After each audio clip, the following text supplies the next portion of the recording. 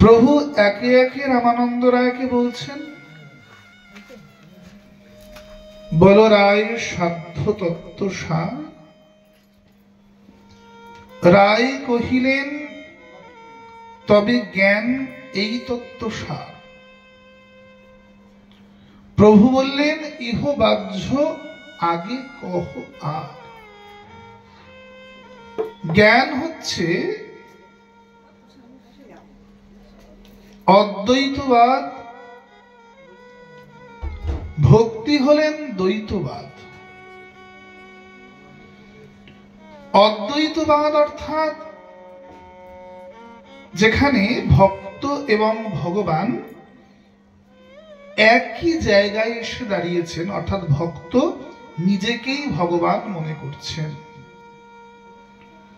আমরা সীতানাথকে দেখছি যে অদ্বৈত উপাধি ধারণকারী। কেন না, এই উপাধি সীতানাথকে দিগ্বিজয়ী পণ্ডিত প্রদান করেছেন। সীতানাথের মধ্যে তিনি স্বয়ং মহাবিষ্ণুকে দেখলেন, দেখে কমলাক্ষ মিশ্রকে তিনি দিগ্বিজয়ী, তিনি অদ্বৈত বলে ঘোষণা করলেন। তো অদ্বৈতবাদ হচ্ছেন জ্ঞানবাদ। ওমা ভেতর থেকে কথা যেন বাইরে না আসে। অদ্বৈতবাদ হচ্ছে জ্ঞানবাদ, যে জ্ঞানবাদ বললেন চিদানন্দ রূপায় শিবোহম শিবোহম।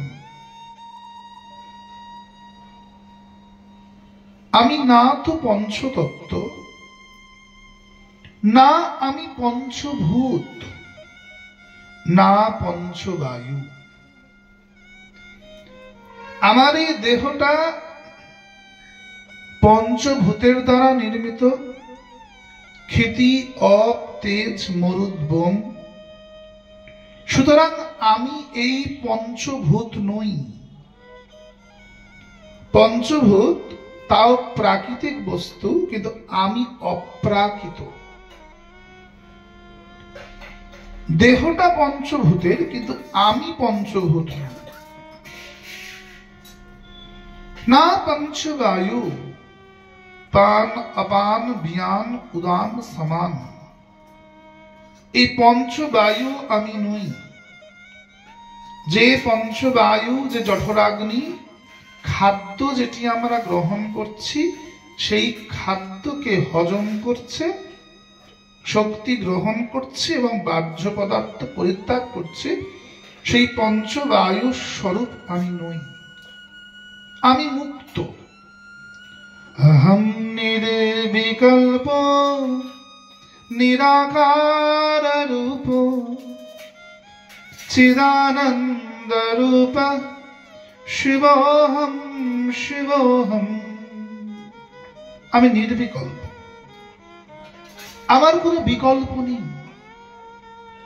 আমি এক, আমি অদ্বিতীয়, আমি সেই অনাদি, সেই অনন্ত।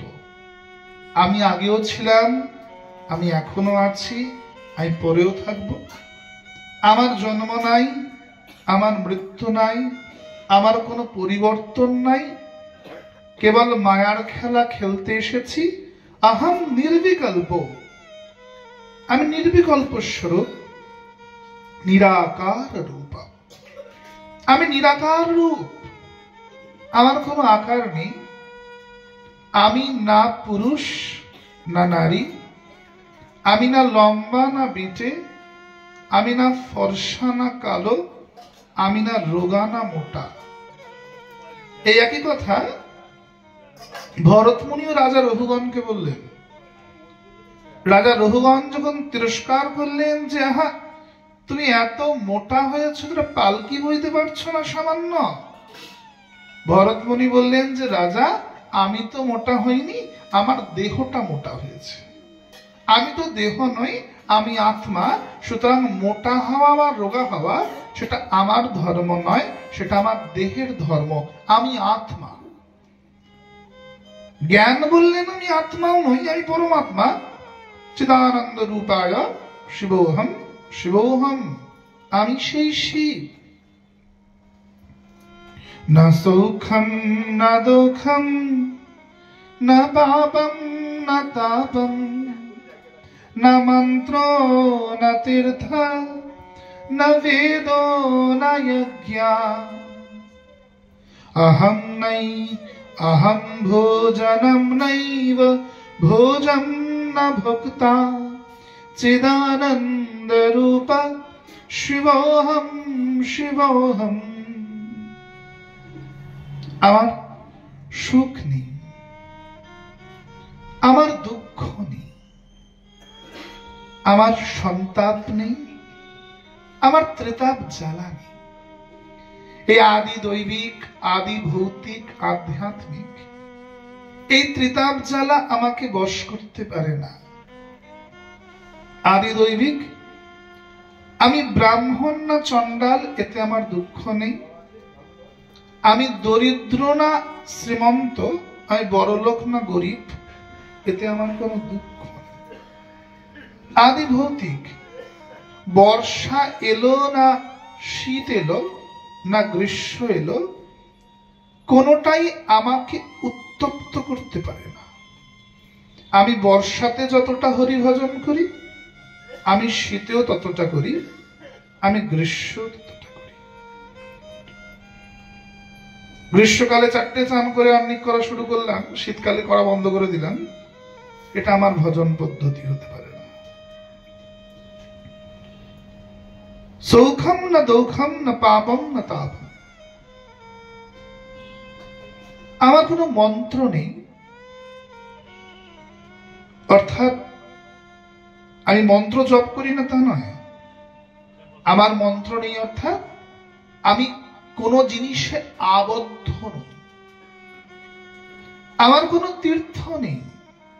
তীর্থ নেই মানে আমি তীর্থে যাব না তা নয়। তীর্থ নেই শব্দের অর্থ যে আমি যে স্থানে বিরাজ করছি আমি সেটাকে তীর্থে রূপান্তরিত করে দেব। ফোনে কথা বলছেন কেন? ফোনগুলো সবাই সাইলেন্ট করে রাখবেন। সাধক যে স্থানে বিরাজ করবে সেই স্থানটাই সাধকের কাছে তীর্থ। আলাদা করে সাধকের জন্য কোনো তীর্থ হয় না, সেই স্থানই তীর্থ। দেবহূতি কোন তীর্থে গমন করেননি, বিন্দু নদের তটে ঋষিবর কর্দমের সেবা করেছেন। সকল তীর্থরা দেবহূতির কাছে আগমন করেছে। দেবহূতিকে তীর্থের কাছে যেতে হয়। গোবিন্দ পাদ পদ্মে চতুর্কলশ চতুর্কুম্ভ বিরাজ করছে। যে গোবিন্দ চরণে পূর্ণরূপে ডুব দিতে পেরেছে তাকে আলাদা করে তীর্থগমন করতে হয় না। তাহলে তীর্থযাত্রা করি কেন বাবা? সাধু সঙ্গের লালসায়। যেটা আমার বাড়ি বসে করা সম্ভব নয়, সাধু সঙ্গ যেটা আমার পাওয়া সম্ভব নয়, সেটা পাওয়ার লালসায় আমরা তীর্থযাত্রা করি, তীর্থে গমন করি।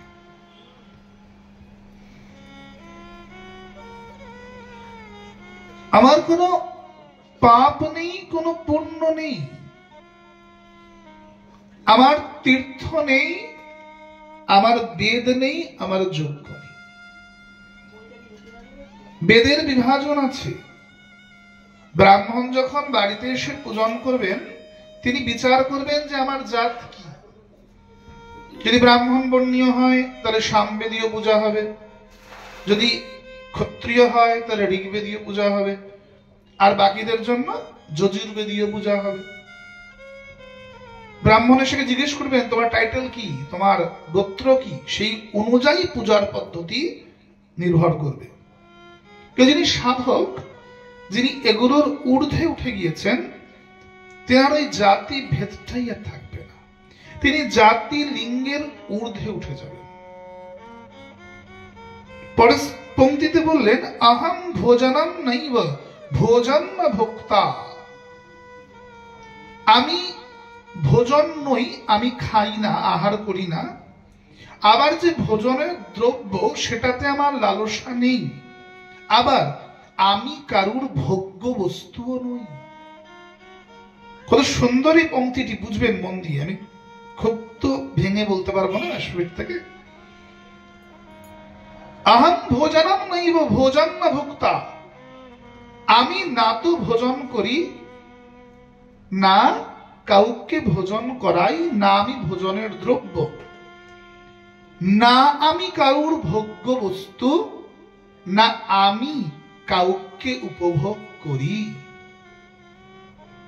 এখানে জ্ঞানের স্তরের একদম পরাকাষ্ঠার কথা বলছে।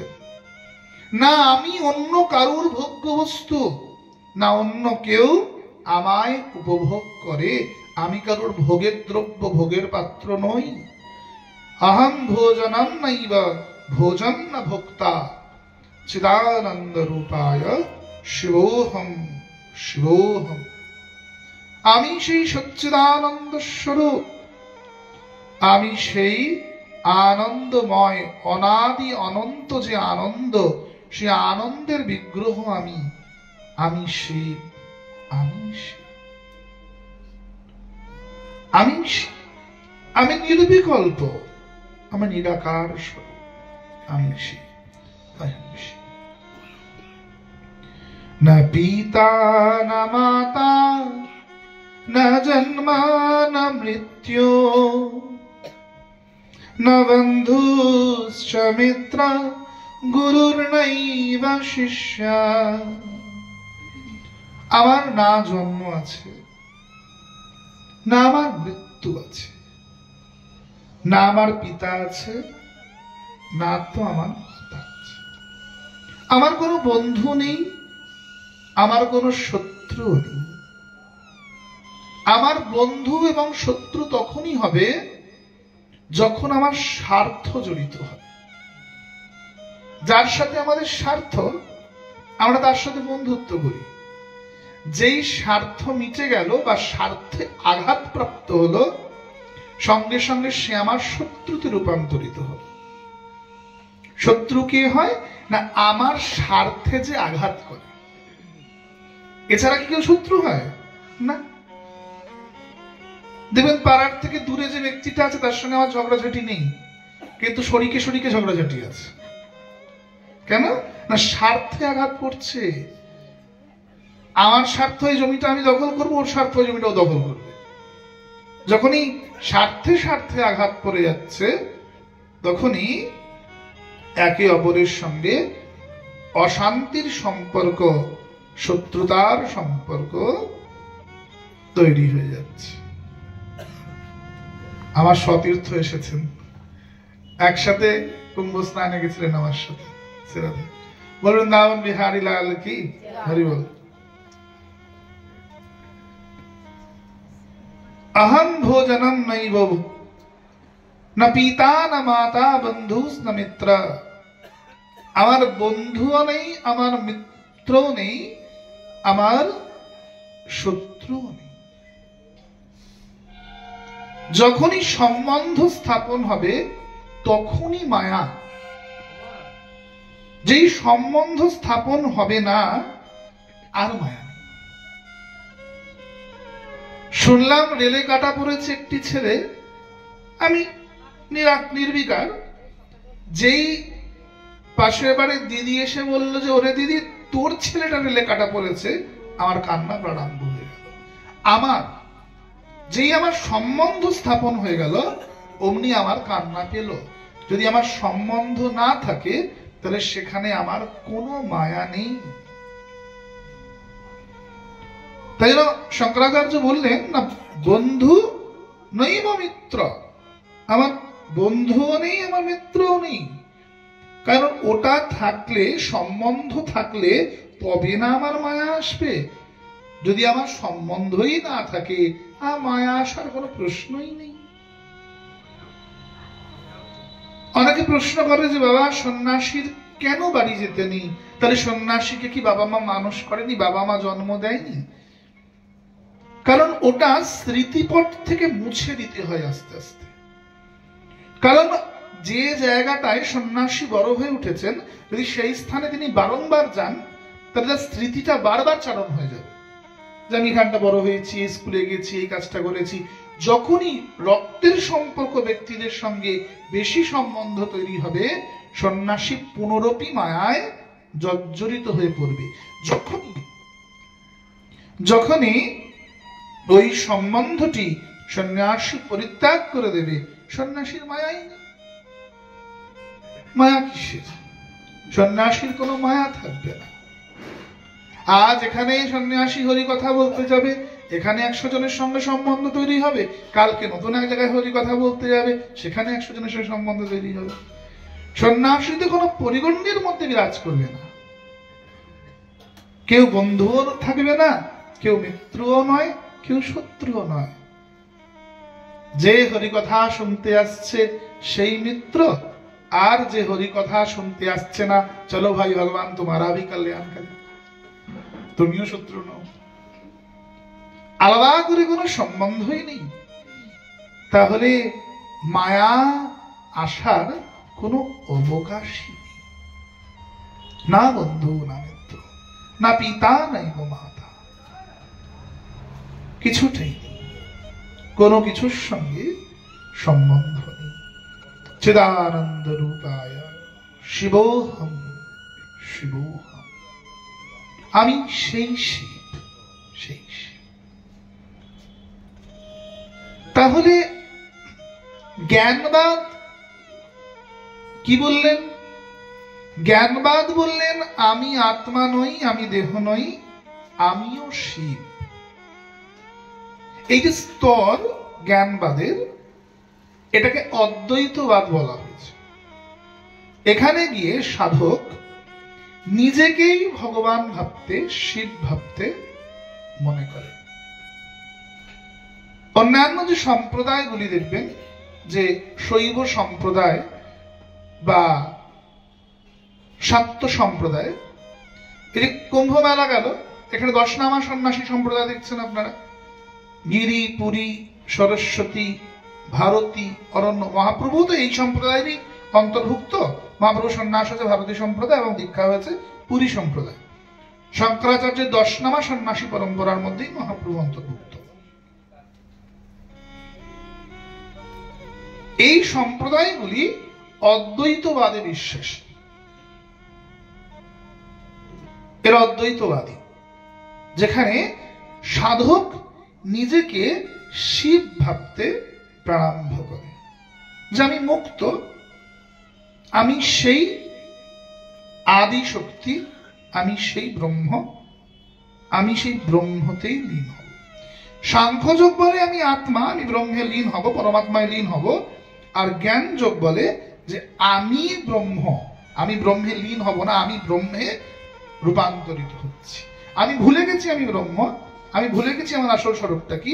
আমার আসল স্বরূপটাকে মনে করাটাই ওই জ্ঞানবাদ।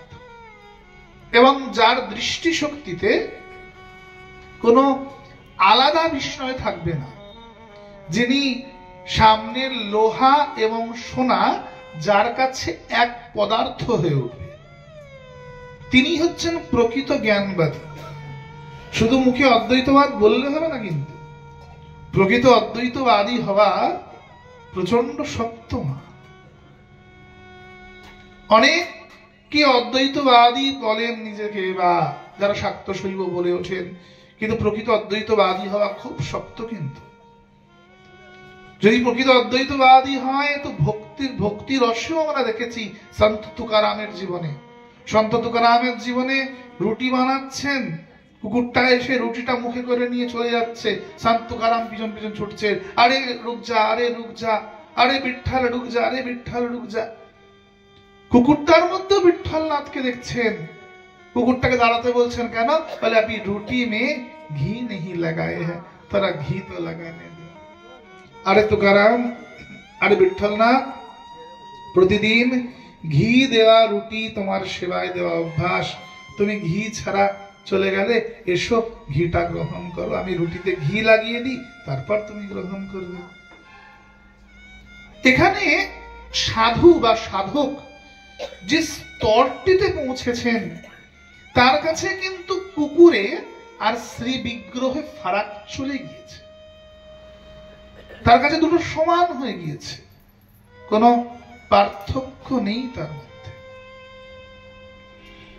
আমরা ভক্তমান গ্রন্থে দেখতে পাই দুই বৈষ্ণব রাকা আর বাঁকা দুজন গমন করছে রাস্তা দিয়ে। তো রাকা দেখলেন অনেকগুলো স্বর্ণ মুদ্রা পড়ে আছে। তো রাকা তাড়াতাড়ি করে স্বর্ণ মুদ্রাগুলো মাটির তলায় ঢাকা দিচ্ছে। তো বাঁকা জিজ্ঞাসা করছে যে আরে তুই মাটির তলায় ঢাকা দিচ্ছ কেন, এগুলো কি হয়েছে, কি বিষয়? বাবা কথা বলিস না শোনা। তো রাকা বললেন যে আরে দেখো, এ স্বর্ণ মুদ্রা মায়ার জিনিস, বিষয় সম্পত্তি, যার হাতে লাগবে তার ভজন সাধন বিনষ্ট হয়ে যাবে।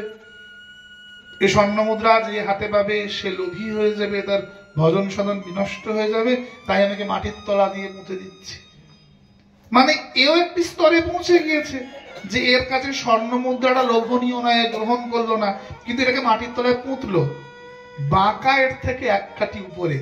বাঁকা বলছে আরে মিট্টি কো মিট্টি মে ক্যা ছুপানা, আরে এটাও মাটি আর ওটাও মাটি, মাটিকে মাটিতে কি লোকাবে? সোনা তৈরি হয় কোথায়? মাটি থেকে। হিরে তৈরি হয় কোথায়? কয়লা থেকে। সবটাই মাটি, সবটাই সয়েল।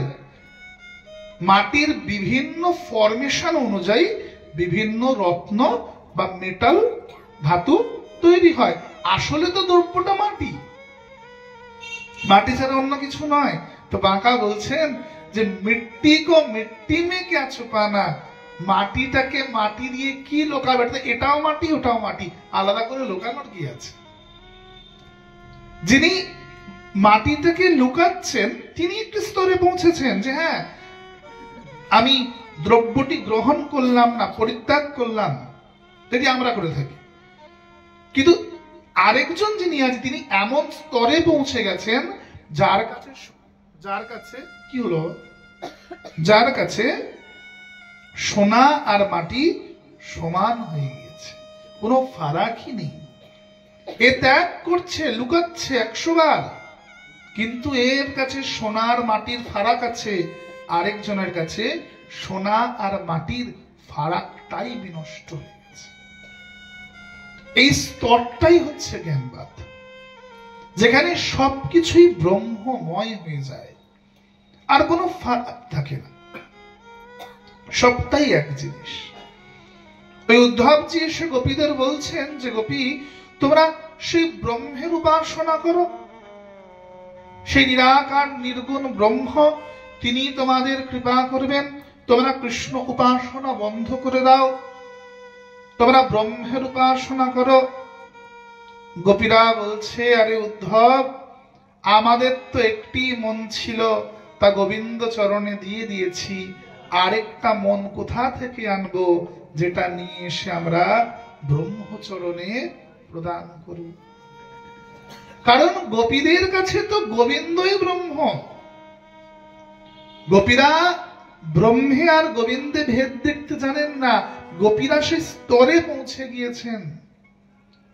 গোপীরা উত্তর করে বলছেন কन्हैया कन्हैया पुकारा करेंगे, लताओं में ब्रज की गुजारा करेंगे, कहीं तो मिलेंगे वो बांके बिहारी, उन्हीं के चरण चित लगाया करेंगे।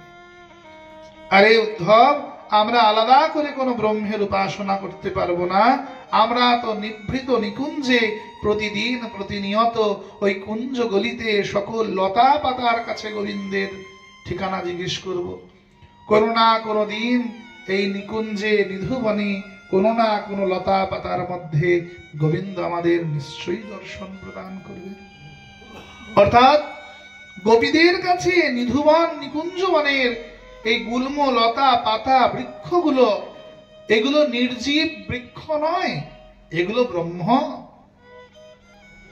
উদ্ধব বুঝতে পারলেন যে গোপীদের যে স্তরে পৌঁছেছেন গোপীরা, সে স্তরটা আমারও নেই, সে স্তরটা আমিও ভাবতে পারছি না। গোপীরা গ্রামের গোয়ালিনী মূর্খ হওয়া সত্ত্বেও গোপীরা এমন স্তরে পৌঁছে গেছে। উদ্ধব অবাক হয়ে গেলেন।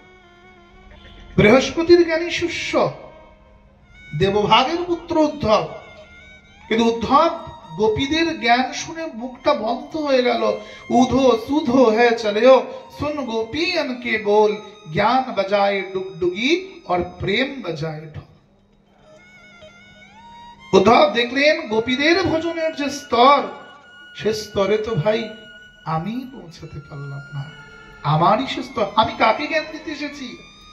আরে তো আমি দ্বারকাক হয়ে রাজহংসদের সভায় জ্ঞান দিতে উপস্থিত হয়ে গেছি, পৌঁছে গেছি। অনেক জায়গা ফাঁকা আছে, তখন বসে থাকুন না। মারাটা এগিয়ে আসুন, একটু এগিয়ে আসুন, মারা একটু এগিয়ে আসুন। হরিবল। একবারে করুন, একবারে করুন। বাবার কথা বললে কিন্তু হরি কথা খুব সমস্যা হয়। আর যেহেতু তত্ত্ব কথা বোঝাচ্ছি, আমি তো কোনো গল্প বোঝাচ্ছি না, তত্ত্বের মাঝে বারবার করে ফাঁক করলে আপনাদেরই বুঝতে সমস্যা হবে। যেহেতু কঠিন বিষয় পাঠ করছি, আমি একদিন বলেছিলাম কাবুলেবাবুর বাড়িতে যে আজকের পর থেকে বোঝাবো, আরো নিগুড় হবে জায়গাটা গিয়ে। তো মন দিয়ে বুঝুন, না হলে বুঝতে সমস্যা হবে আপনাদের। বলুন বৃন্দাবন বিহারী লাল কি। জ্ঞানবাদ বললেন, আমি জীব নই, আমি শিব। চিদানন্দ রূপায় শিবোহম শিবোহম।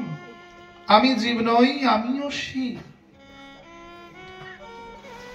আজ দেখবেন 90% মানুষ তারা নিজেদেরকে শিবভক্ত বলে দাবি করে।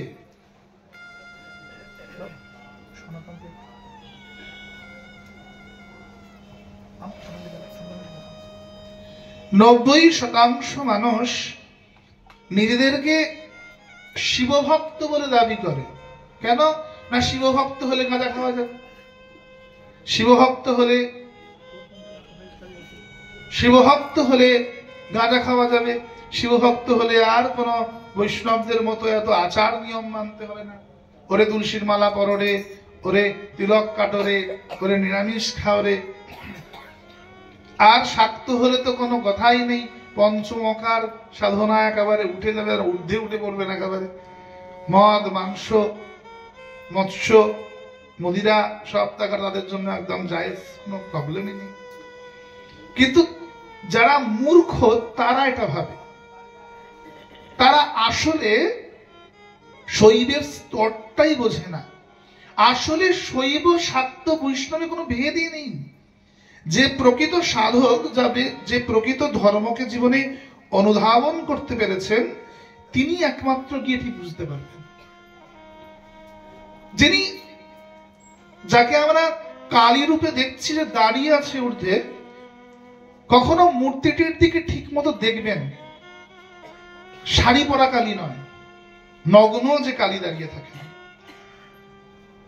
তাকে দেখবেন বৈষ্ণবরা, এবং তিনি আমাদের কিছু বলতে চাইছেন সেটা বোঝার চেষ্টা করবেন। কালী হচ্ছে জ্ঞানবাদেরই প্রতীক। মায়ের অঙ্গের রং কি? কালো, তাই তো? মিশমিশে কালো। অর্থাৎ তিনি কালের উপরে দাঁড়িয়ে আছেন, মৃত্যুকেও জয় কর্ত্রী। তিনি নগ্না দিগম্বরী, অর্থাৎ তিনি বোঝাতে চাইছেন যে আমাদের বস্ত্র আমাদের পরিচয় নয়। লজ্জা, ঘেন্না, ভয় ইত্যাদি যে অষ্টপাশ, এই অষ্টপাশের ঊর্ধ্বে যিনি উঠেছেন, তিনি নগ্না হয়ে দাঁড়িয়েছেন। ওই কুম্ভে দেখবে জুনা আখাড়ার আগে নাগারা ছুটছে চান করতে, কারণ ওদের তো লজ্জাই নেই, ওরা বস্ত্রটা পরিত্যাগ করে দিয়েছে। তার মানে এই না যে কাল থেকে আমরা বস্ত্র পরিত্যাগ করে দেবো। ভজনের যখন এই স্তর পৌঁছায়, বস্ত্র কাউকে পরিত্যাগ করতে হয় না, বস্ত্র আপনি আপ ছুটে যায়। আমরা সিদ্ধ তিনকড়ি বাবাকে দেখতে পাই যে তিনি চটের কৌপিন পরে ঘুরে বেড়াচ্ছেন, লজ্জা নেই। কেন? কারণ ভজনের সে স্তরে উনি পৌঁছেছেন। যত সাধকের স্তর উপর দিকে ওঠে, সাধকের ভজন তত ওঠে, সাধকের লজ্জা ঘেন্না বিনষ্ট হয়ে যায়, সাধকের দেহ বোধটা লুপ্ত হয়ে যায়। সাধক তখন দেহকে পরিত্যাগ করে ভেতরে যেটা আছে অন্তরের দিকে দৃষ্টি দিতে শেখে। সাধক তখন আর বাইরের দিকে দৃষ্টি দেয় না, ভেতর দিকে দৃষ্টিপাত করতে সক্ষম হয়েছে। এটা সাধকের স্তর। মা এক হাতে খড়গ ধরে আছেন, খারাপ কি বলছেন যে স্বর রিপুকে দলন করো। এক হাতটি বরাভয় মুদ্রা, এক হাত অভয় মুদ্রা। কি বলছেন যে তোমরা আমাকে দাও। কি চাইছেন? টাকা পয়সা না, কি চাইছেন? সাধনা। তুমি সাধক, তুমি সাধন করবে, তুমি মন্ত্র জপ করবে, তুমি তোমার সাধনা আমাকে দাও, আমি তোমায় দেব কি? করুণা।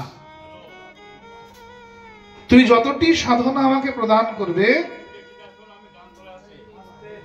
আমি তোমায় ঠিক ততটাই করুণা প্রদান করব। যতটা সাধনা তুমি আমায় দেবে, আমি তার ততটাই করুণা প্রদান করব। নিচের হাতে মুন্ড ধারণ করে আছেন।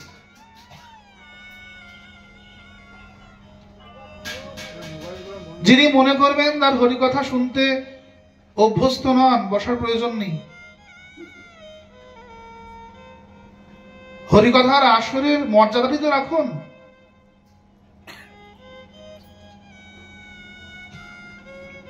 আমাদের সনাতনীদের সমস্যা এখানেই।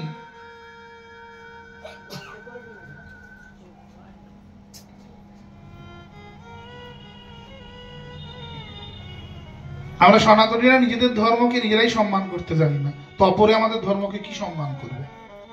আমরা এটা ভুলে যাই, যখন হরিকথা পাঠ হচ্ছে, ভাগবত কথা, তো ভাগবত সাক্ষাৎ কৃষ্ণচন্দ্রের স্বরূপ। ভগবানের দ্বাদশ অঙ্গই ভাগবতের দ্বাদশ স্কন্ধ রূপে বিরাজ করছে।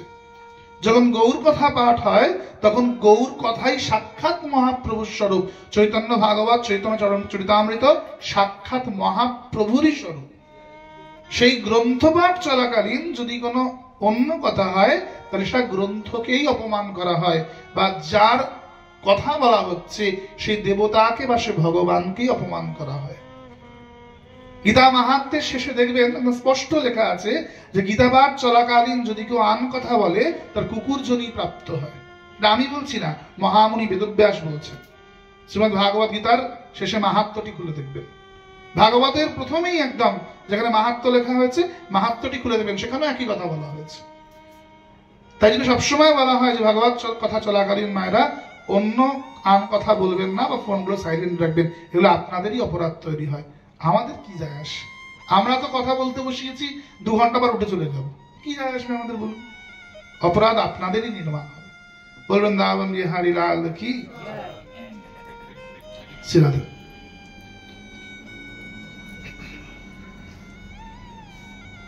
হাতে মা কি ধরে আছেন না? মুন্ড। মুন্ডটি কি? আমাদের মাথায় কি থাকে? জ্ঞান। হাতে জ্ঞান ধরে আছে। গলায় মুন্ডু মালা। কটা মুন্ডু আছে তাতে? 51টা। আমাদের সংস্কৃত শাস্ত্রের ব্যাকরণের বর্ণ, 51টি বর্ণের মুন্ডমালা জ্ঞানটাকে মালা রূপে গলায় পড়েছেন। গলায় অন্য কোনো মালা নেই, জ্ঞানের মালা পড়েছেন। রামপ্রসাদী সঙ্গীত একদম স্পষ্ট বলছে, দেখবেন যে ব্রহ্মাণ্ড ছিল না যখন, মুন্ডমালা কোথায় পেলি? সদানন্দময়ী কালী মহাকালের মন্ময়ী।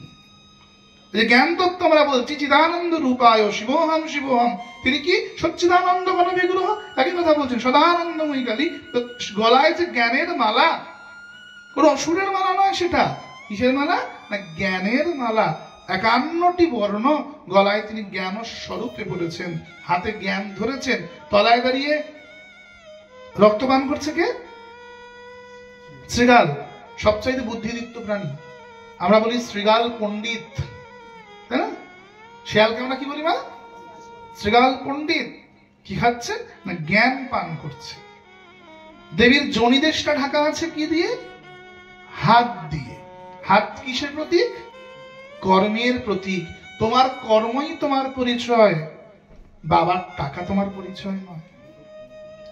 তোমার কর্মই তোমার পরিচয়, তোমার বংশ তোমার পরিচয় নয়। তুমি গায়ের যে ব্র্যান্ডেড জামা পরছো সেটা তোমার পরিচয় হতে পারে না, দামি মোবাইল ইউজ করছো সেটা তোমার পরিচয় হতে পারে না। তোমার কর্ম তোমার পরিচয়। কর্মের ঊর্ধ্বে তোমার কাছে কিচ্ছু নেই। দেবী দাঁড়িয়ে আছেন শিবের ওপরে, ওটা শিব না? ওটা শিব নয়। ওটা কে? ওটা অসুর। দেবীর চরণ লাভ করে যে শিবত্ব প্রাপ্ত হয়েছে, মন দিয়ে বুঝবেন। আবার দেবীর চরণের স্পর্শে যে শিবত্ব প্রাপ্ত হয়েছে, শিবময় হয়ে গিয়েছে। সাধকের যে স্তর, সেখানে সাধক নিজেকে শিবে রূপান্তরিত করতে চায়। যেই শিবে রূপান্তরিত হবে তখন সে অসীমে মিশে যাবে। জ্ঞানবাদ এটা কি বলে? জ্ঞান সদা সর্বদা নির্বিকল্প নিরাকার চিদানন্দ রূপায় শিবোহম। মহাপ্রভু বললেন ইহ বাহ্য আগে কহ আর, রায় কহে প্রভু তালে জ্ঞান মিশ্রা ভক্তি এই তত্ত্বসার। প্রভু বললেন ইহ বাহ্য আগে কহ আর, রায় কহে প্রভু তালে জ্ঞান শূন্যা ভক্তি এই তত্ত্বসার। প্রভু বললেন ইহ হয়, হ্যাঁ এটি গ্রহণযোগ্য, ইহ হয় আগে কহ আর।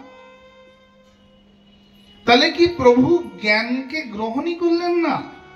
না। জ্ঞান শূন্যা মানে কিন্তু জ্ঞান বিহীনা নয়। শুধু একটাই ফারাক জ্ঞানবাদ আর ভক্তিবাদের মধ্যে। জ্ঞানবাদ মনে করে যে আমি শিব, ভক্তিবাদ মনে করে আমি দাস। শুধু এইটুকু ফারাক। জ্ঞানবাদ কি মনে করে? আমি ব্রহ্ম, আমি শিব। ভক্তিবাদ মনে করে না, আমি শিব নই, আমি কি? আমি দাস। শ্রীমদ্ ভাগবতম, ভগবত গীতার 2টি অধ্যায় খুব সুন্দর করে বুঝতে পারবেন। যদি রাজযোগ দেখেন, ক্ষেত্রজ্ঞ যোগ দেখেন, ঠিক তার পরে ভগবান বিশ্বরূপ দেখালেন। বিশ্বরূপে গিয়ে অর্জুন দেখলেন যে ভগবান বিরাট, তিনি জ্ঞানময়, এবং অর্জুনকে বললেন যে অর্জুন তুমি এই চক্ষুতে আমায় দেখতে পারবে না, তাই জ্ঞান চক্ষু দিচ্ছি। তাহলে অর্জুন কি চোখটা তাকিয়ে ভগবানকে দেখেছে? না। আমরা মনে করি যে অর্জুনের চোখটাকে তাকিয়ে ভগবানকে দেখলেন, ব্যাপারটা তা নয়। জ্ঞান চোখ মানেই তো অর্জুন ভেতরের নয়ন দিয়ে দেখলেন, বাহ্যিক নয়ন দিয়ে দেখলেনই না। যখনই অর্জুনের জ্ঞান নয়ন উন্মিলিত হলো, তার মানে বাহ্যিক নয়ন দিয়ে অর্জুন তো দেখতেই পাচ্ছেন না। বাহ্যিক নয়ন দিয়ে দেখলে তো আমাদের মতো এটা লোহার দরজা, তাহলে গোল্ডেন ফ্রেম করা, আমরা এটাই দেখব। যখন অন্তর্দৃষ্টিতে, জ্ঞান দৃষ্টিতে দর্শন হবে, তখন এটা লোহা, এটা সিমেন্ট, এই পার্থক্যটা না বুঝে সবটাকে ব্রহ্মময় দেখব। এটাও ব্রহ্ম, ওটাও ব্রহ্ম, সবটাতেই ভগবান বিরাজ করছে। তখন প্রহ্লাদের মতো আমাদের বুদ্ধি চলে আসবে। বাবা বলছেন যে আরে এটা তুমি কি বলছো প্রহ্লাদ, এটার মধ্যে ভগবান আছে। প্রহ্লাদ বলছে বাবা তুমি দেখতে পাচ্ছ না, কিন্তু আমি তো দেখতে পাচ্ছি। বাবা তুমি দেখতে পাচ্ছ না, আমি তো দেখতে পাচ্ছি যে আমার শঙ্খ চক্র গদা পদ্মধারী বিষ্ণু দাঁড়িয়ে আছেন, আমি দেখতে পাচ্ছি। বাবা প্রহ্লাদের সাধনের স্তর পৌঁছে গেছে যেখানে প্রহ্লাদ স্ফটিক স্তম্ভেও ভগবানকে দর্শন করতে পারছে। রঘুনন্দনের পিতা মুকুন্দ বলছেন যে রঘুনন্দ দেখতে পাচ্ছিস? বলছে হ্যাঁ আমি দেখতে পাচ্ছি। আমি তো দেখছি গোপাল নাড়ু খাচ্ছে, তুই দেখতে পাচ্ছ না বাবা?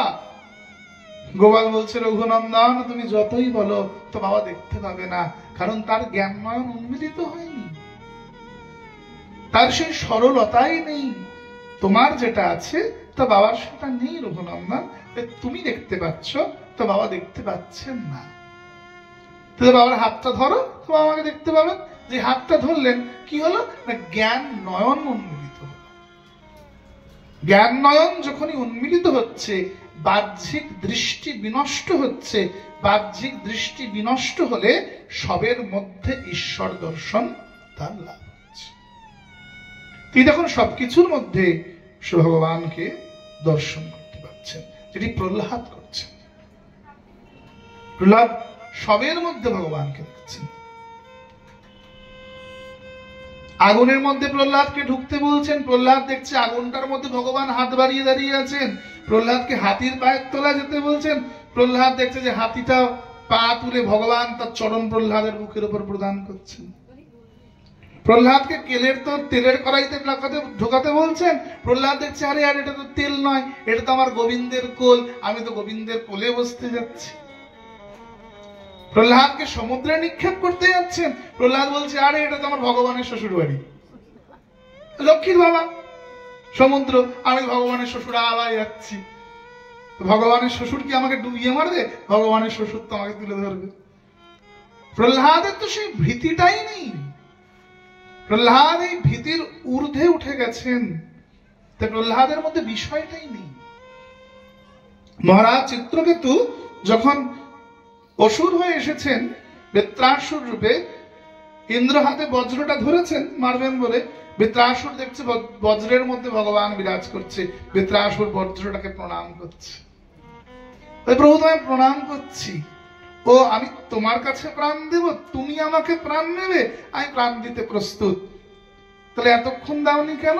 আমি ইন্দ্রের কাছে তো প্রাণ দেব না, তুমি এসেছ ওই বজ্রের মধ্যে, আমি দেখতে পেয়েছি, এবার আমি প্রাণ দিতে প্রস্তুত।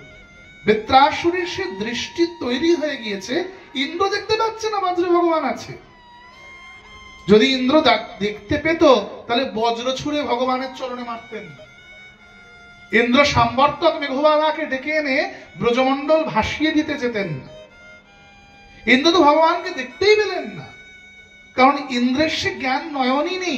হাজারটা নয়ন আছে, কিন্তু সেটা যোনিযুক্ত নয়ন। ইন্দ্র যেখানে কামাসক্ত হয়ে নারী দর্শন করে, ইন্দ্রর গায়ে সহস্র নয়ন আছে 100 বার, কিন্তু সে নয়নটা যোনিযুক্ত। ইন্দ্র সেখান দিয়ে নারী দেখে, কোথায় অহল্যাকে দেখে তো কোথায় অন্য কোন নরমণীকে দেখে, কিন্তু এর অত নয়ন নেই। বৃত্রাসুর অসুর, যাকে ইন্দ্র মারতে গিয়েছেন, অসুরজনই প্রাপ্ত হয়েছেন মহারাজ চিত্রকেতু পার্বতীর অভিসম্পাদে। কিন্তু অসুবিধা কোথায়? ওই জনিতেও যাবার আগে মাকে বলে গেছেন যে মা, তুমি তো আমার কোনো ক্ষতি করতে পারলে না, আমি অসুর কুলে জন্মালেও হরিভজন করব, সেখানেও আমি হরিচরণ চ্যুত হব। ওই কুলে জন্ম নিয়ে ইন্দ্রের হাতে বজ্রটার মধ্যে ভগবানকে দর্শন করতে পারছেন বৃত্রাসুর। তাহলে কে বড়, ইন্দ্র না বৃত্রাসুর? অবশ্যই বৃত্রাসুর। ইন্দ্র তোমার রাজসিংহাসন থাকতে পারে, গোবিন্দ চরণ তোমার নেই।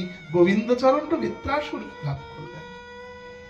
বৃত্রাসুর সম্মুখ সমরে দেখছেন যে ভগবান বজ্রের মধ্যে বিরাজ করছেন, আর ইন্দ্র তো দেখেও দেখতে পাচ্ছেন।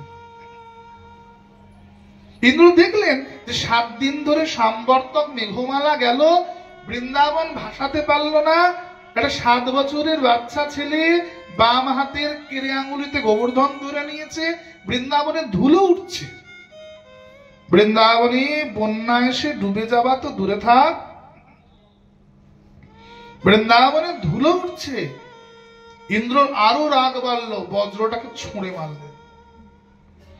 বজ্র বললেন, ধুর, তুই আমাকে ছুঁড়ে মারার যা কর, আমি তো দধিচি মনির অস্থি, আমি তো যেমন তেমন নই, আমি দধিচি মনির অস্থি। আমি কি আর ভগবানকে প্রহার করব? আমি ভগবানের চরণের তলায় গিয়ে শরণ গ্রহণ করব। বজ্র গিয়ে গোবিন্দ পাদ পদমে শরণ গ্রহণ করছে। ধ্বজ বজ্র ঝাঙ্কিত পাদ যুগং ভজ কৃষ্ণ নিধিং ব্রজ রাজুষ্টম। ইন্দ্রের দৃষ্টিশক্তি নেই, কিন্তু দধিচি মুনি নেই, কিন্তু বজ্র তো অন্য কারোর অস্থি নয়, দধিচি মুনির অস্থি।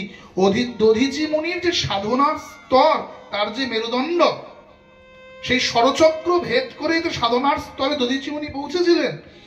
তার যে ষড়চক্র ভেদ করা যে স্তর, তাই দধিচি মুনির এই অস্থিরূপী বজ্র, সেটারও এমন সাধন ক্ষমতা যে ইন্দ্র ভগবানকে দেখতে পাচ্ছেন না, কিন্তু বজ্রটা ভগবানকে দেখতে পাচ্ছে।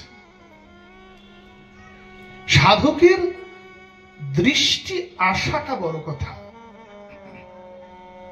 যার দৃষ্টি আছে সে কাঁকরের মধ্যেও শিবলিঙ্গ দেখে, আর যার দৃষ্টি নেই সে শিবলিঙ্গকেও পাথর রূপে দর্শন করে।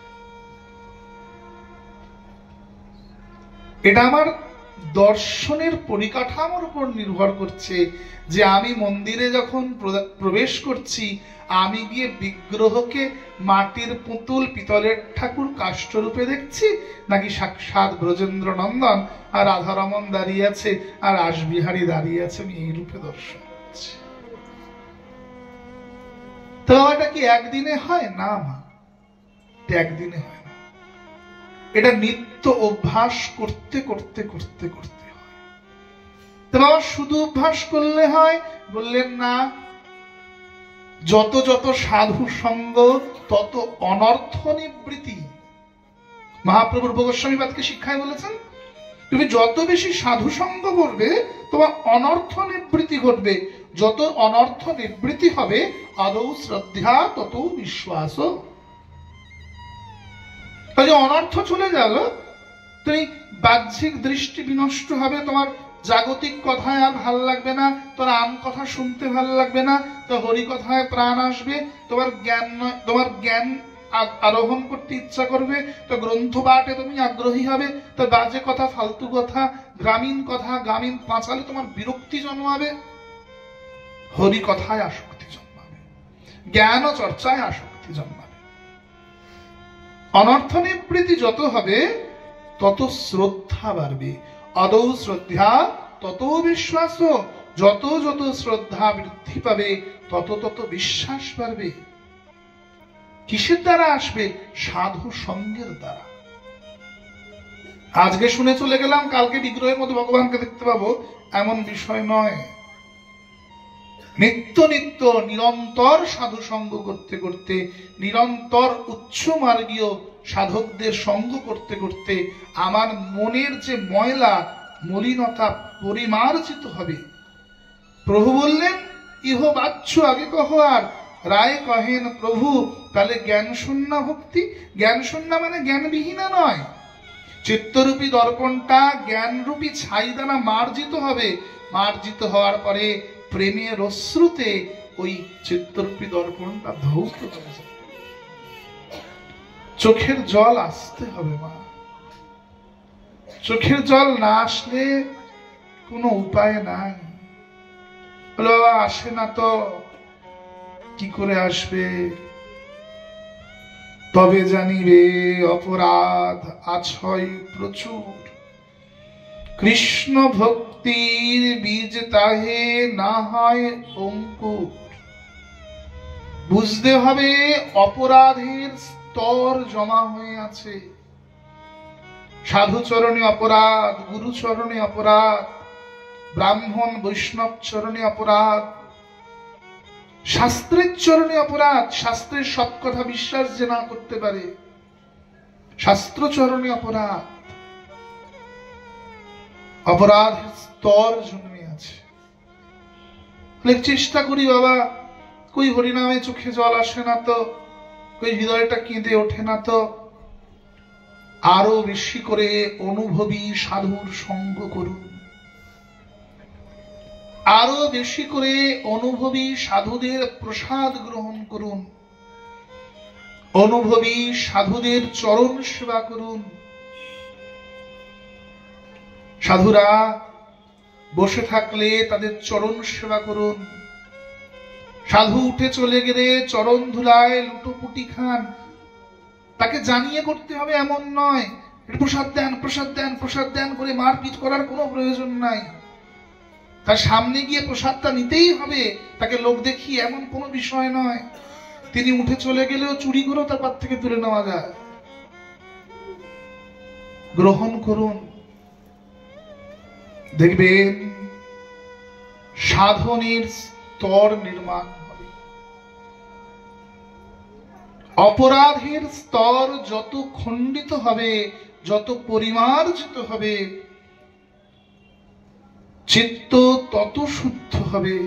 চিত্ত যত শুদ্ধ হবে, দর্পণটা চকচক করবে।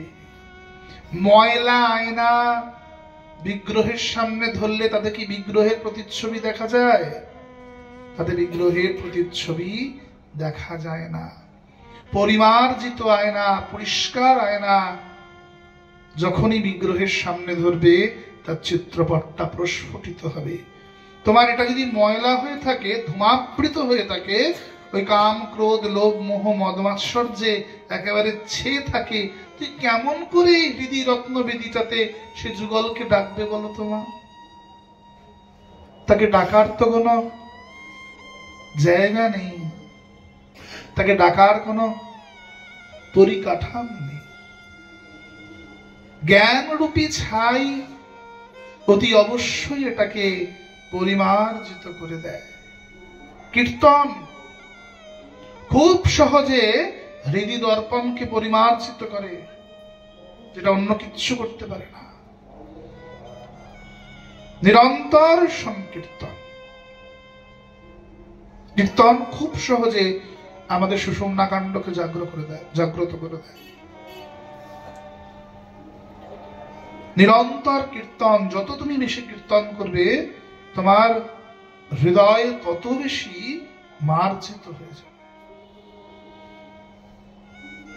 প্রভু কহে রায় আগে কহ আর, রায় কহে প্রভু জ্ঞান শূন্য ভক্তি এই তত্ত্ব সার। প্রভু কহে ইহ হয় আগে কহ আর। বিশুদ্ধ ভক্তি, যেখানে গিয়ার জ্ঞানের কচকচানিটা নেই, যেখানে গিয়ে জ্ঞানের লম্প ঝম্পটা নেই। দিগ্বিজয়ী পণ্ডিত মহাপ্রভুর কাছে হেরে ভূত হয়ে গেছেন।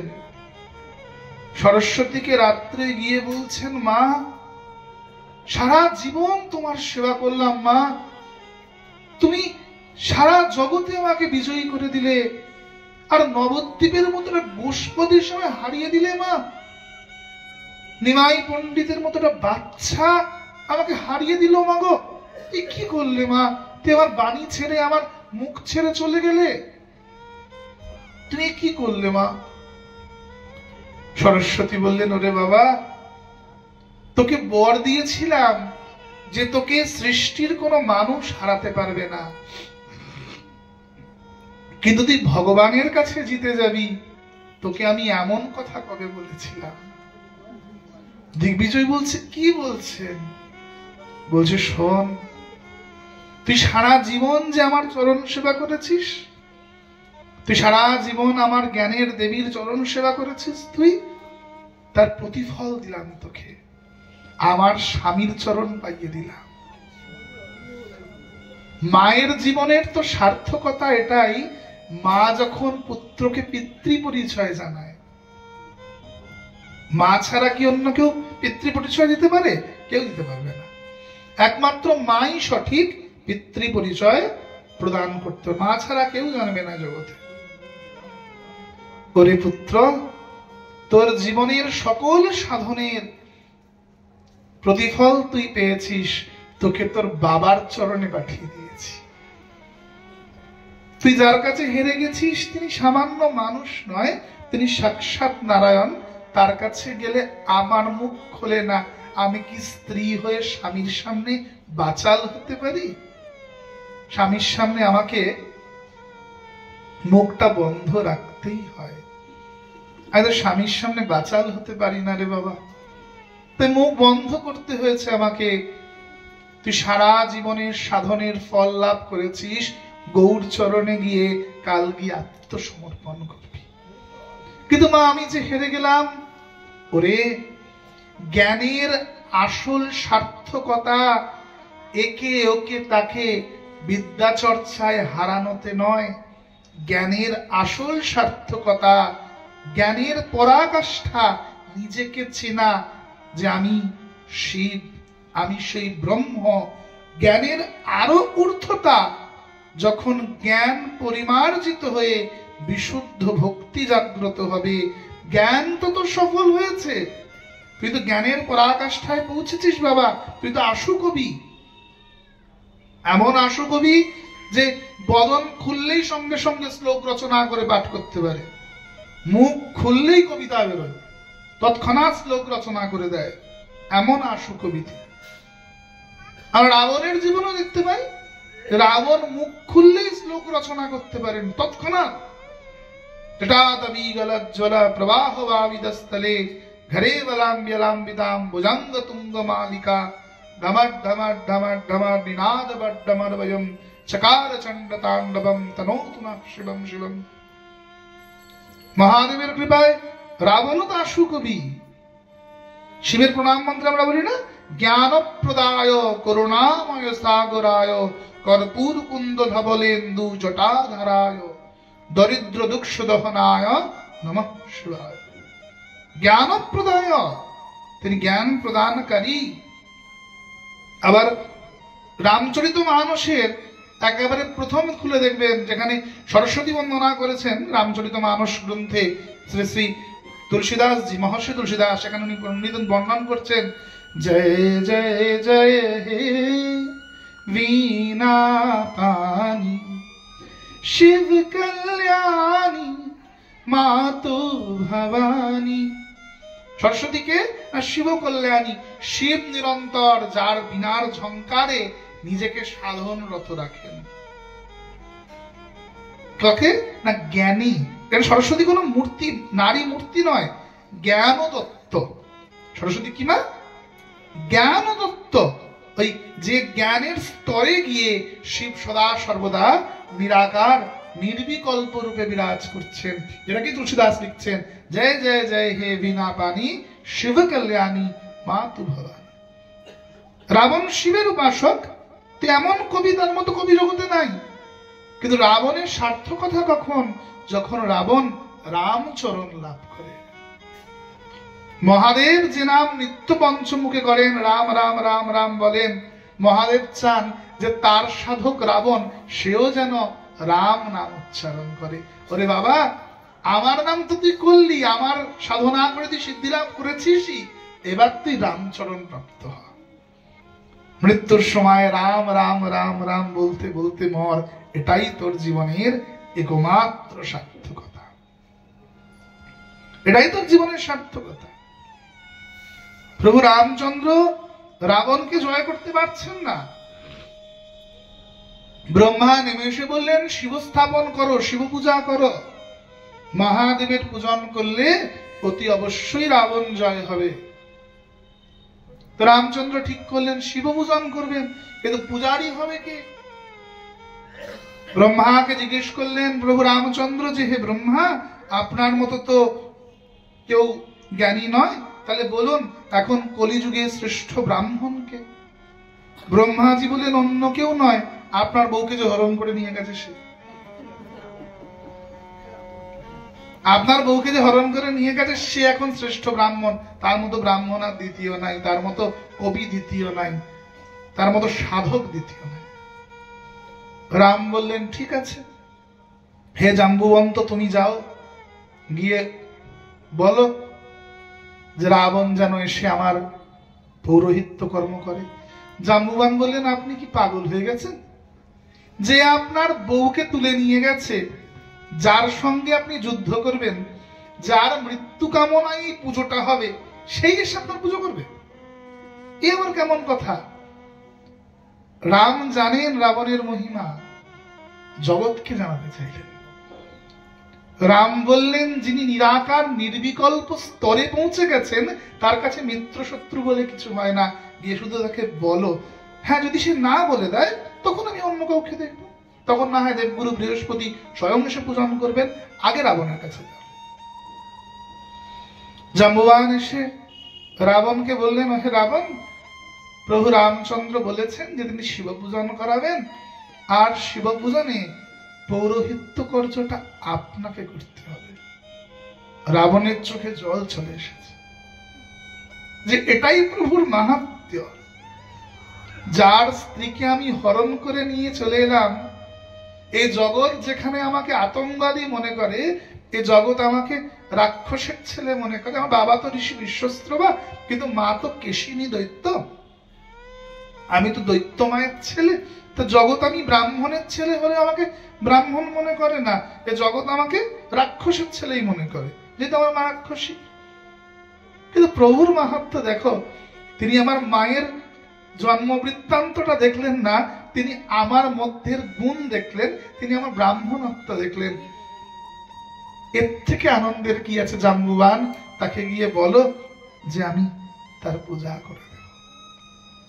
তুমি জানো রাবণ যে কেন এই পূজার আয়োজন হয়েছে? জানি, আমার মৃত্যু কামনায়। আমার কিসের মৃত্যু? আমি তো শিবদাস, শিবচরণে লীন হয়েই আছি। শিবের তো কোনো মৃত্যু হয় না, শিব তো মৃত্যুঞ্জয়। রামচরিত মানসে এত সুন্দর বলেছেন এই কথা, যে জ্ঞানের পরাকাষ্ঠা রাবণের, যে রাবণ বলছেন যে আমি তো এমনি ব্রহ্ম, আমি তো ব্রহ্মময়, আমি তো শিবময় হয়েই রয়েছি, তাহলে আমার মৃত্যু কিসের? আর তো কোনো মৃত্যু হয়নি, আর মৃত্যু কিসের? আমার মৃত্যু হবে না। আমি যাবো পুজো করতে, প্রভুকে গিয়ে বলো আমি পৌরোহিত্য করবো গিয়ে। কিন্তু রাবণ, তুমি তো জানো যে গৃহস্থের সপত্নিক ধর্ম করতে হয়। গৃহস্থ যদি বিপত্নিক ধর্ম করে, ধর্ম কিন্তু ধর্ম নয়। মন দিয়ে বুঝবেন বাবারা, যারা বিবাহ করেছেন, যাদের স্ত্রী জীবিত, যদি স্ত্রী ছাড়া তীর্থ করেন, তীর্থের ফলও কিন্তু নিষ্ফল। এটা মাথায় রাখতে হবে। যারা বিবাহ করে ফেলেছেন, তারা তো ঋগ্বেদীয় মন্ত্র সংকল্প করেছিলেন বিবাহের সময়, যজ্ঞকুণ্ডকে সামনে রেখে, করেছিলেন কিনা? তো তারা যদি সস্ত্রীক ধর্মাচরণ না করেন, পত্নীকে ব্যতি রেখে ধর্মাচরণ করেন, তীর্থযাত্রা করেন, তীর্থের ফলটাও কিন্তু পাবেন না। আমি বলছি না, শাস্ত্র বলছে। বললেন না হারিলাল কি? ধর্ম হবে স্বপত্নিক, সস্ত্রীক। এমনকি যজ্ঞ অনুষ্ঠানেও স্ত্রী ছাড়া বসা যাবে না। হ্যাঁ, এখন স্ত্রী যদি ভক্তিমতী না হন, তিনি যদি ধর্ম করবেন না বলে তুকারামের বউয়ের মতো ব্যাখ্যা হয়ে বসেন, তা বলে এখন তার আঁচল ধরে বসে থাকলে তো হবে না, তখন তাকে পরিত্যাগ করেই ধর্ম করতে যেতে হবে। বলবেন দামন বিহারী লাল কি? হ্যাঁ, দেখা গেল স্ত্রী ধর্ম করবেনই না, তিনি ব্যাখ্যা হয়ে বসে আছেন, তুকারামের পত্নী যেমন, তেমন হলেও তো গন্ডগোল। রাবণ বললেন, কিন্তু সীতা তো আমার বন্দিনী, কেমন করে তাকে নিয়ে গিয়ে তাহলে যজ্ঞ অনুষ্ঠান হবে? তাহলে জাম্বুবান বললেন, তাহলে কি হবে? রাবণ বললেন, ভুল পুজো তো আমি করতে পারবো না। সীতাকে আমি আমার বিমানে চড়িয়ে নিয়ে যাব, কিন্তু রাম তাকে গ্রহণ করবে না। যজ্ঞ অনুষ্ঠানে সীতা বসবে, পূজা শেষে সীতাকে আমি আবার ফিরিয়ে আনবো আমার অশোক বাটিকায়। আমাকে যুদ্ধে হারাবে, আমায় বধ করবে, তারপরে তিনি সীতাকে নিয়ে যাবেন, তার আগে কিন্তু আমি সীতাকে নিতে দেব না। আরে রাবণ, যখন তুমি সীতাকে সেই দিয়েই দেবে, তুমি জানোই তুমি মরবে, তাহলে না মরেই সীতাকে দিয়ে দাও না। ওহে জাম্বুবান, তোমার জ্ঞানে এটা পৌঁছবে না, কারণ তোমার সে স্তরটাই নেই যে আমি কেন এটা করছি। তোমার জ্ঞানে এটা উপলব্ধি হবে না। তুমি যাও রামচন্দ্রকে বলো, তিনি বুঝবেন, তিনি এই জ্ঞানের জ্ঞানী, তিনি এই রসের রসিক, তিনি বুঝবেন, তুমি বুঝতে পারবে না। তুমি দ্রুত কর্ম করতে এসেছো, দূত রূপে এসেছো, তো ওইটুকুই করো, ফেরত চলে যাও, তোমার ঘটে ঢুকবে না, ফেরত যাও। যজ্ঞের দিন উপস্থিত, রাবণ সীতাকে অশোক বাটিকা থেকে নিয়ে এলেন স্বর্গীয় পুষ্পক বিমানে চড়িয়ে। সীতারামকে প্রণাম করে যজ্ঞানুষ্ঠানে বসেছেন। হনুমানকে আদেশ করা হলো যে, হনুমান যাও, তুমি গিয়ে কৈলাস থেকে ভগবান শিবের কাছ থেকে আত্মলিঙ্গ চেয়ে আনো। হনুমান কৈলাসে আসলেন। কৈলাস শেষে দেখলেন মহাদেব ধ্যানস্থ হয়ে বসে আছে। মহাদেবের ধ্যান তো আর আমাদের মতো নয় যে বসলাম আর 4 বার করে ঘড়ি দেখলাম কতক্ষণ আর্নিকের টাইমটা শেষ হয়, তোমায় বেরোতে হবে। মহাদেবের ধ্যান তো মহাদেবের মতো, একবার বসেছেন তো বাবা একেবারে টকটকি লাগিয়ে বসেছেন। দুর্বাসা মুনি যেমন একাদশীতে সাধন করতে সকালবেলা বসলেন তো একেবারে পারায়ণের সময় উদ্ধার করে দিয়ে চলে গেলেন।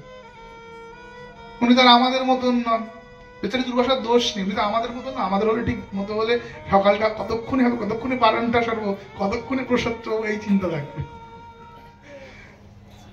তো এনারা সাধক, এনাদের তো সেই স্তর নয়, এনারা মন্ত্র জপ করতে করতে তার মধ্যে বিলীন হয়ে যান। ঠিক তদ্রূপ হনুমান দেখলেন আরে এ তো ভারী সমস্যা, বাবার কখন যে ধ্যান ভাঙবে, বাবা কখন যে তাকাবে আর কখন আত্মলিঙ্গ দেবে।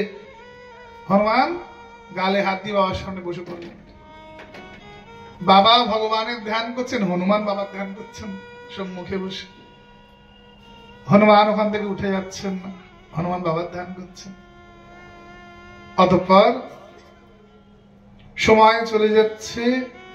ব্রহ্মা বললেন, ওহে রাবণ, এমন সুন্দর সময় তিথি আগত, যদি এমনি বিগ্রহেও প্রাণ প্রতিষ্ঠা হয় তাহলে প্রাণ প্রতিষ্ঠা হয়ে যাবে। রাবণ বললেন ঠিক আছে। দেবী সীতা রামকে বললেন, তোমরা একত্রিত হয়ে স্বহস্তে শিবলিঙ্গ নির্মাণ করো। স্বহস্তে শিবলিঙ্গ নির্মাণ করলেন, সেই শিবলিঙ্গে পূজন করলেন রাবণ।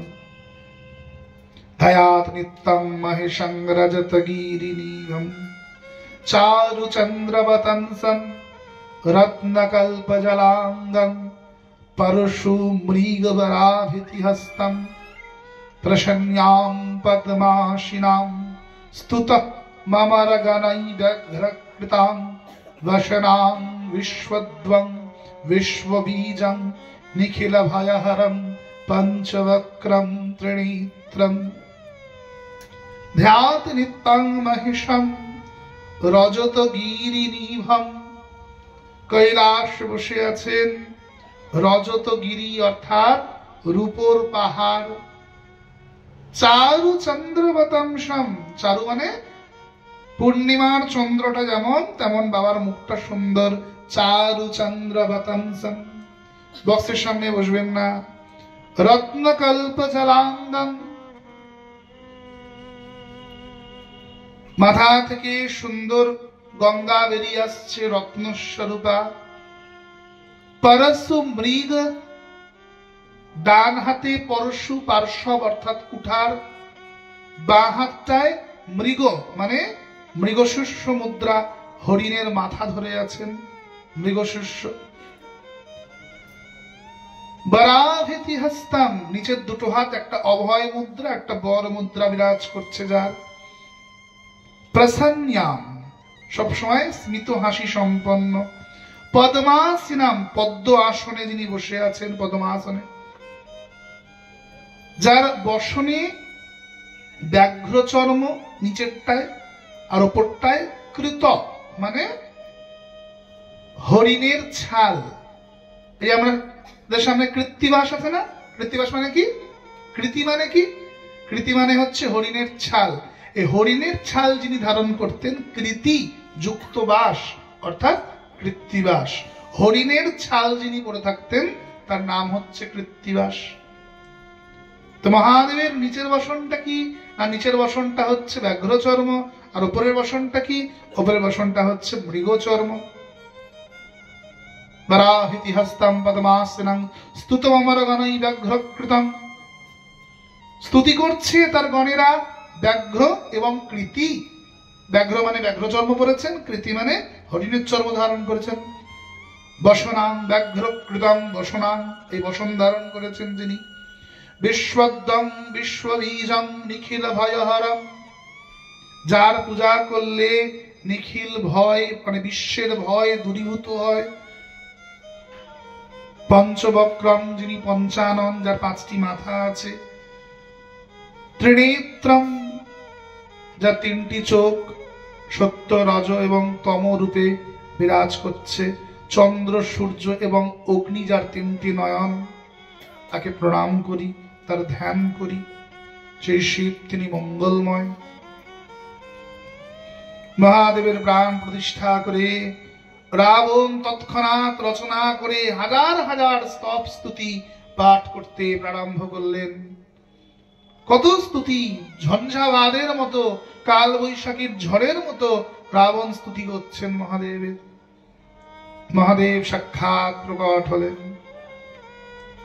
তা কি নাম রাখা হবে? তো প্রভু রামচন্দ্র বললেন, রামের যিনি ঈশ্বর তিনি হবে রামেশ্বর।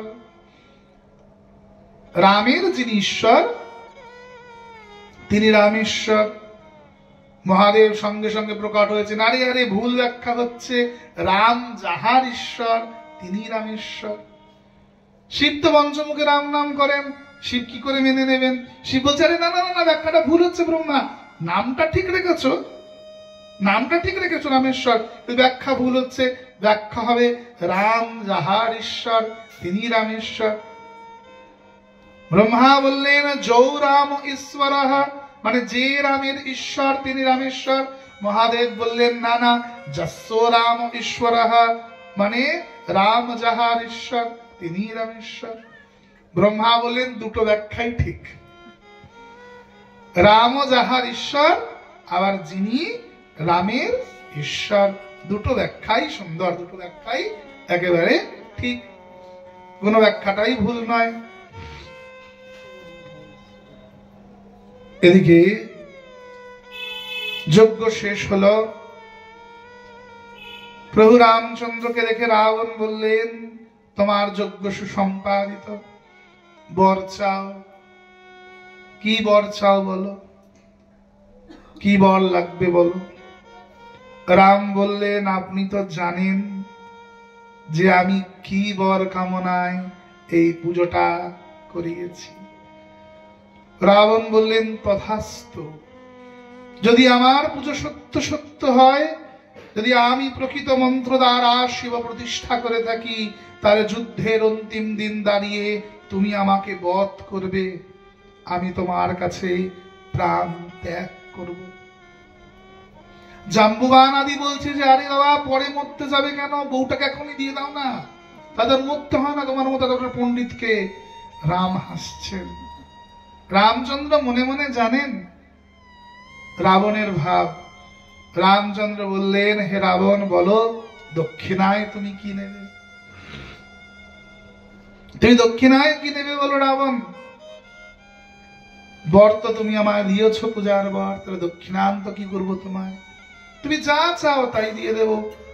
সবাই বললেন, হায় হায় প্রভু কি করছে, ভক্তবৎসল ভগবান চিরকালই ভক্তদের কৃপা করতে গিয়ে বেগতিক করে বলে, এক্ষুনি যদি খস করে বলে বসে যে যা যজ্ঞ করেছি সব ভুল, আমি মরবো না আর সীতাকেও দেবো না, তাহলে কি হবে, তাহলে সব ভণ্ডুল হয়ে যাবে।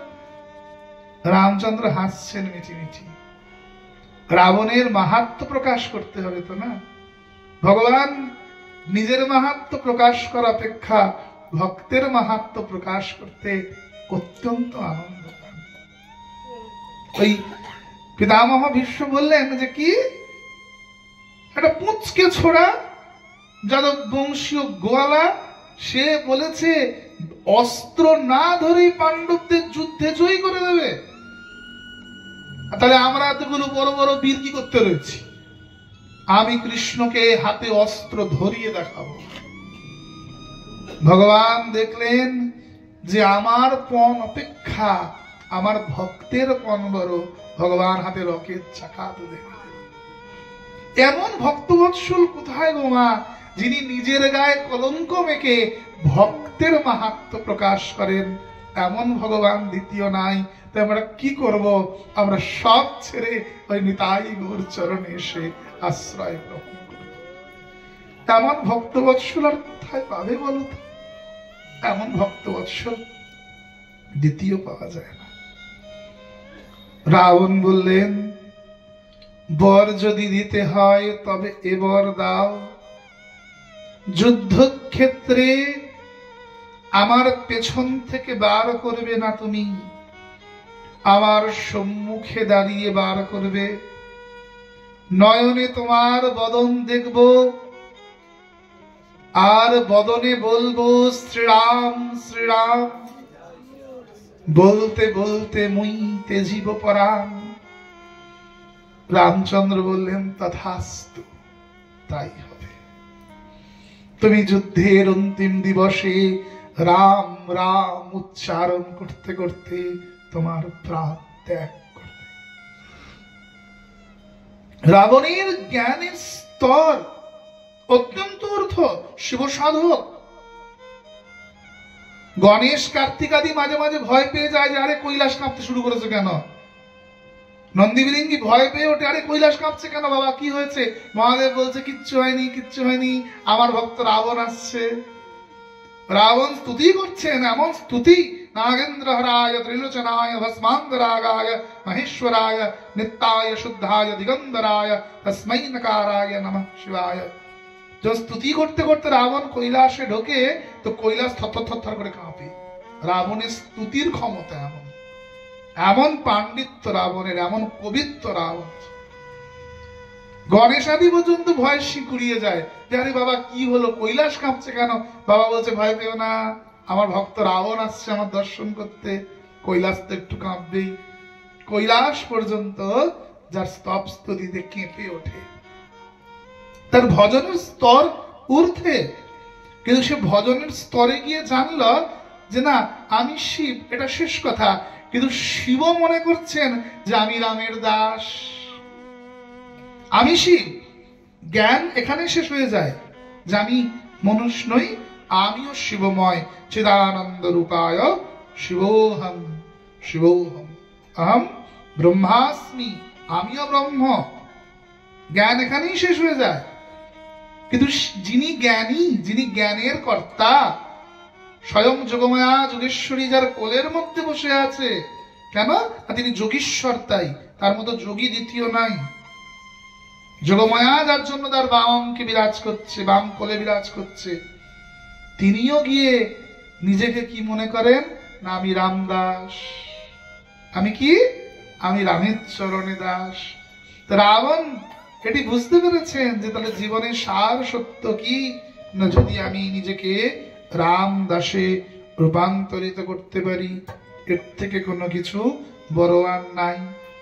রাম চরণ লাভ করার জন্য রাবণ এত বড় কাহিনী সেটা আহরণটি করেছেন।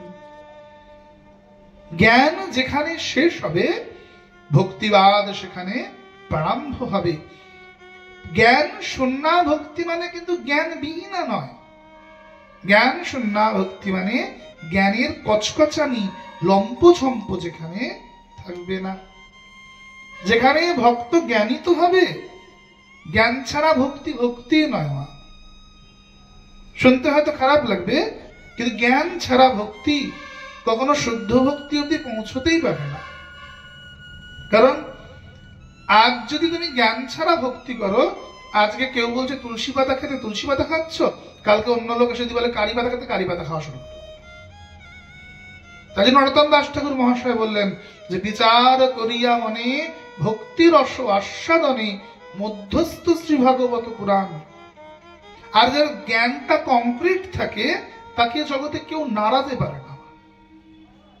যে যত বড়ই বক্তা আসুক, যত বড়ই বোঝানোওয়ালা আসুক না কেন, তাকে কেউ নাড়াতে পারবে না। ভক্তি অল্প বিস্তর সময়ের মধ্যে থাকে, কিন্তু ভক্তিটা ডগমগিয়ে যায় কেন? কারণ জ্ঞানের বেসটা ঠিক নেই। তাই বাড়ি তো উত্তম হবে, কিন্তু যদি ভিত ঠিক না থাকে, উপরে তুমি যত তলাই তোলো বাড়িটা কিন্তু শেষ পর্যন্ত ধসে পড়বে। তাই ভিতটা ভালো হওয়ার খুব প্রয়োজন। ভিত যেন ভালো অতি অবশ্যই হতে হয়। ভক্তি আছে 100 বার। আমরা বাড়িতে নামমালা জপ করবো, ঠাকুর সেবা করবো, চরণে ফুল তুলসী দেবো, রান্না করে খাওয়াবো, সবই বুঝলাম, এটা ভক্তির অঙ্গ যাজন হচ্ছে। তাহলে পাঠটা শুনবো কেন? ভিত পাকা করার জন্য, যেটা আমাকে নড়াতে না পারে ওখান থেকে। যখনই আমি পাঠ কীর্তন নৃত্য শুনতে আসবো, আমার ভিত পাকা হয়ে যাবে, আমার জ্ঞানের স্তর পাকা থাকবে, আমার সেখান থেকে কেউ নড়াতেই পারবে না। যে ব্যক্তি পাঠ কীর্তন শোনে না কিন্তু অন্যান্য ভক্তি অঙ্গ সবটা যাজন করে, তার ভক্তি অঙ্গ কখনোই পরাকাষ্ঠা লাভ করতে পারে না, অসম্ভব, হবেই না, ওটা টলমটল করবে। এবং এইরূপ ব্যক্তিদের ভক্তি পথে চলতে চলতে স্খলন হওয়ার প্রচন্ড প্রচন্ড চিন্তা থাকে। এইরূপ ব্যক্তিরা দেখা গেল প্রসাদভোজী কদিন তো আছে, কিছুদিন প্রসাদভোজী হলো কারোর কথায়, কিছুদিন ভগবানের ভোগ লাগিয়ে প্রসাদ পেল, তারপরে আবার আমিষ খাওয়া শুরু করবে। এমন অনেক দেখতে পাবেন। কেন বলুন তো? কারণ তারা পাঠ কীর্তন শুনল না। যতক্ষণ না পাঠ শুনতে শুনতে, হরিকথা শুনতে শুনতে, শাস্ত্র শুনতে শুনতে তোমার ভিতটা, জ্ঞানের ভিতটা কংক্রিট হচ্ছে, ততক্ষণ তুমি অন্য ভক্তি অঙ্গ যাজন করলেও তো ভক্তি অঙ্গ স্খলন হওয়ার প্রচন্ড জায়গা থাকে। রামানন্দ রায় তো একবারে বলতে পারতেন যে তাহলে প্রভু জ্ঞান শূন্য ভক্তি দত্তসার। রামানন্দ রায় তো এমনি রাধা কিঙ্করী ভাবে উপাসনা করেন, প্রথমেই বলতেন রাধা কিঙ্করী। তাকে তো ক্ষণে ক্ষণে বাড়তে বাড়তে ওই জ্ঞান, জ্ঞান শূন্য, বিশুদ্ধা একটা একটা করে উঠতে দরকার ছিল না। কেন উঠেছেন? কারণ এই ধাপটাকে না পেরোলে পরের ধাপে যাওয়া যায় না। তোমাকে স্তরে স্তরেই উঠতে হবে। স্তর ছাড়া যদি ওঠো তাহলে সমস্যা হয়ে যাবে। এমন অনেক বৈষ্ণব দেখেছি যারা হয়তো দুদিন এ পথে আসতে পারলেন না, ভক্তি পথে আসতে পারলেন না, দেবদেবীদের নিন্দা করা শুরু করে দেন। দেখবেন না খেয়াল করে?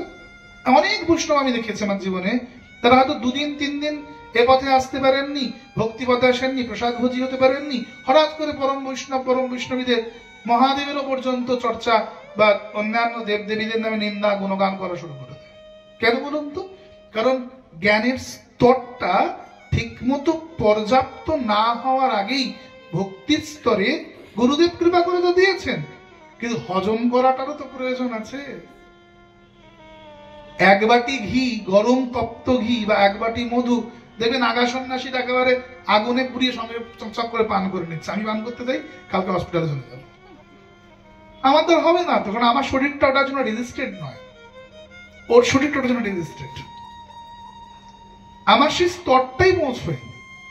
ঠিক তদ্রূপ যতক্ষণ না নিত্য পাঠ কীর্তন শুনি, দাসোহম, অহম ব্রহ্মাস্মি হচ্ছে কিসের কথা? না অহম ব্রহ্মাস্মি জ্ঞানের কথা।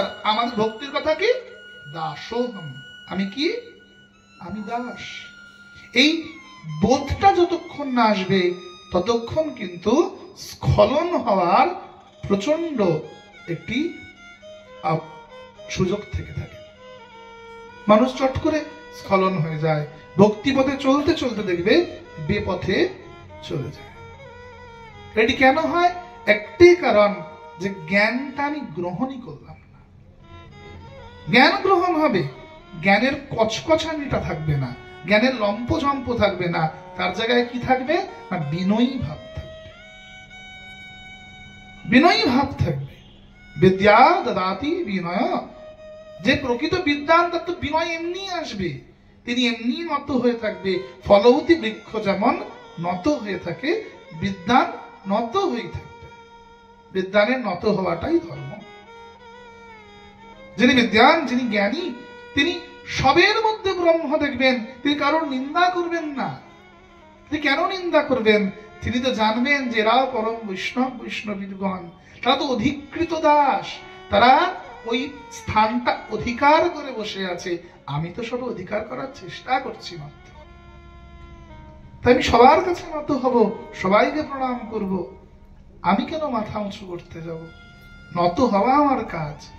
যত নত হব সবার আশীর্বাদ আমার উপর বর্ষণ হবে। আর যত পরম বৈষ্ণবীদের, গৌর পার্ষদদের, ভক্ত সাধুদের আমার উপর আশীর্বাদ বর্ষণ হবে, ভগবান আমার কাছে নেমে আসবে। কিন্তু আমি চলতে গিয়ে ভক্তি পথে এসে যদি সাধু নিন্দা, বৈষ্ণব নিন্দা, ব্রাহ্মণ নিন্দা, দেবদেবীদের নিন্দা করতে থাকি, তাহলে কি হবে? না এদের অভিসম্পাদ, এদের চরণে অপরাধের যে স্তর, ভগবানকে আমার থেকে দূরে সরিয়ে নিয়ে চলে যাবে। ভগবান দেখবেন, আরে বেটা এ তো আসল জ্ঞান বুঝলোই না, তাই ভক্তিকে যাজন করবে। আগে জ্ঞানের স্তরটা পেরোবে, তারপর তো ভক্তি অঙ্গ যাজন করবে, তাই না? আগে তো বাচ্চা ওই খাতায় লিখবে যে একের নিচে এক, তার নিচে দুই, এভাবে যোগ করতে শিখবে। প্রথমে কি বাচ্চা মুখে মুখে যোগ করতে শেখে নাকি? শেখে না। এই স্তরটা শেখে, তারপর মুখে মুখে সে যোগ করতে শেখে, নাকি বাবা? ঠিক কি না? যে যোগই করতে শিখলো না, সে গুণ কি করে করবে? জ্ঞান হচ্ছে তো যোগ, আর ভক্তি তো গুণ। ভক্তির স্তর তো আরো ঊর্ধ্বে উঠে যাচ্ছে যেখানে, তার জন্য আগে তোমায় ওই স্তরটা তৈরি করে নিতে হবে।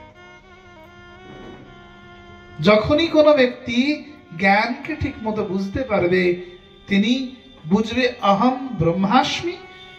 অহম ব্রহ্মাস্মি এটা বুঝবে, তবে এর উপরটা উঠবে দাসোহম। আমি কি? না, আমি দাস। হে রায়, আগে কহ। রায় কহে প্রভু তাহলে শান্ত, এই তত্ত্বসার। প্রভু কহে ইহু হয়, আগে কহ আর। হ্যাঁ, এটাও ঠিক।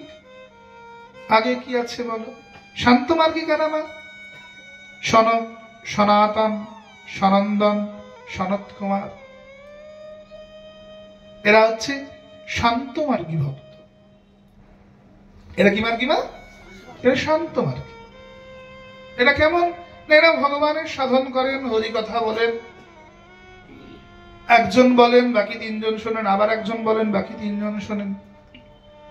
অনর্গণ নিরন্তর হরি কথা বলেন, শোনেন, বলেন, শোনেন। এরা পরিব্রাজক, এরা এক জায়গায় দাঁড়ান না, এরা ঘুরে বেড়ান। কেন ঘুরে বেড়ান?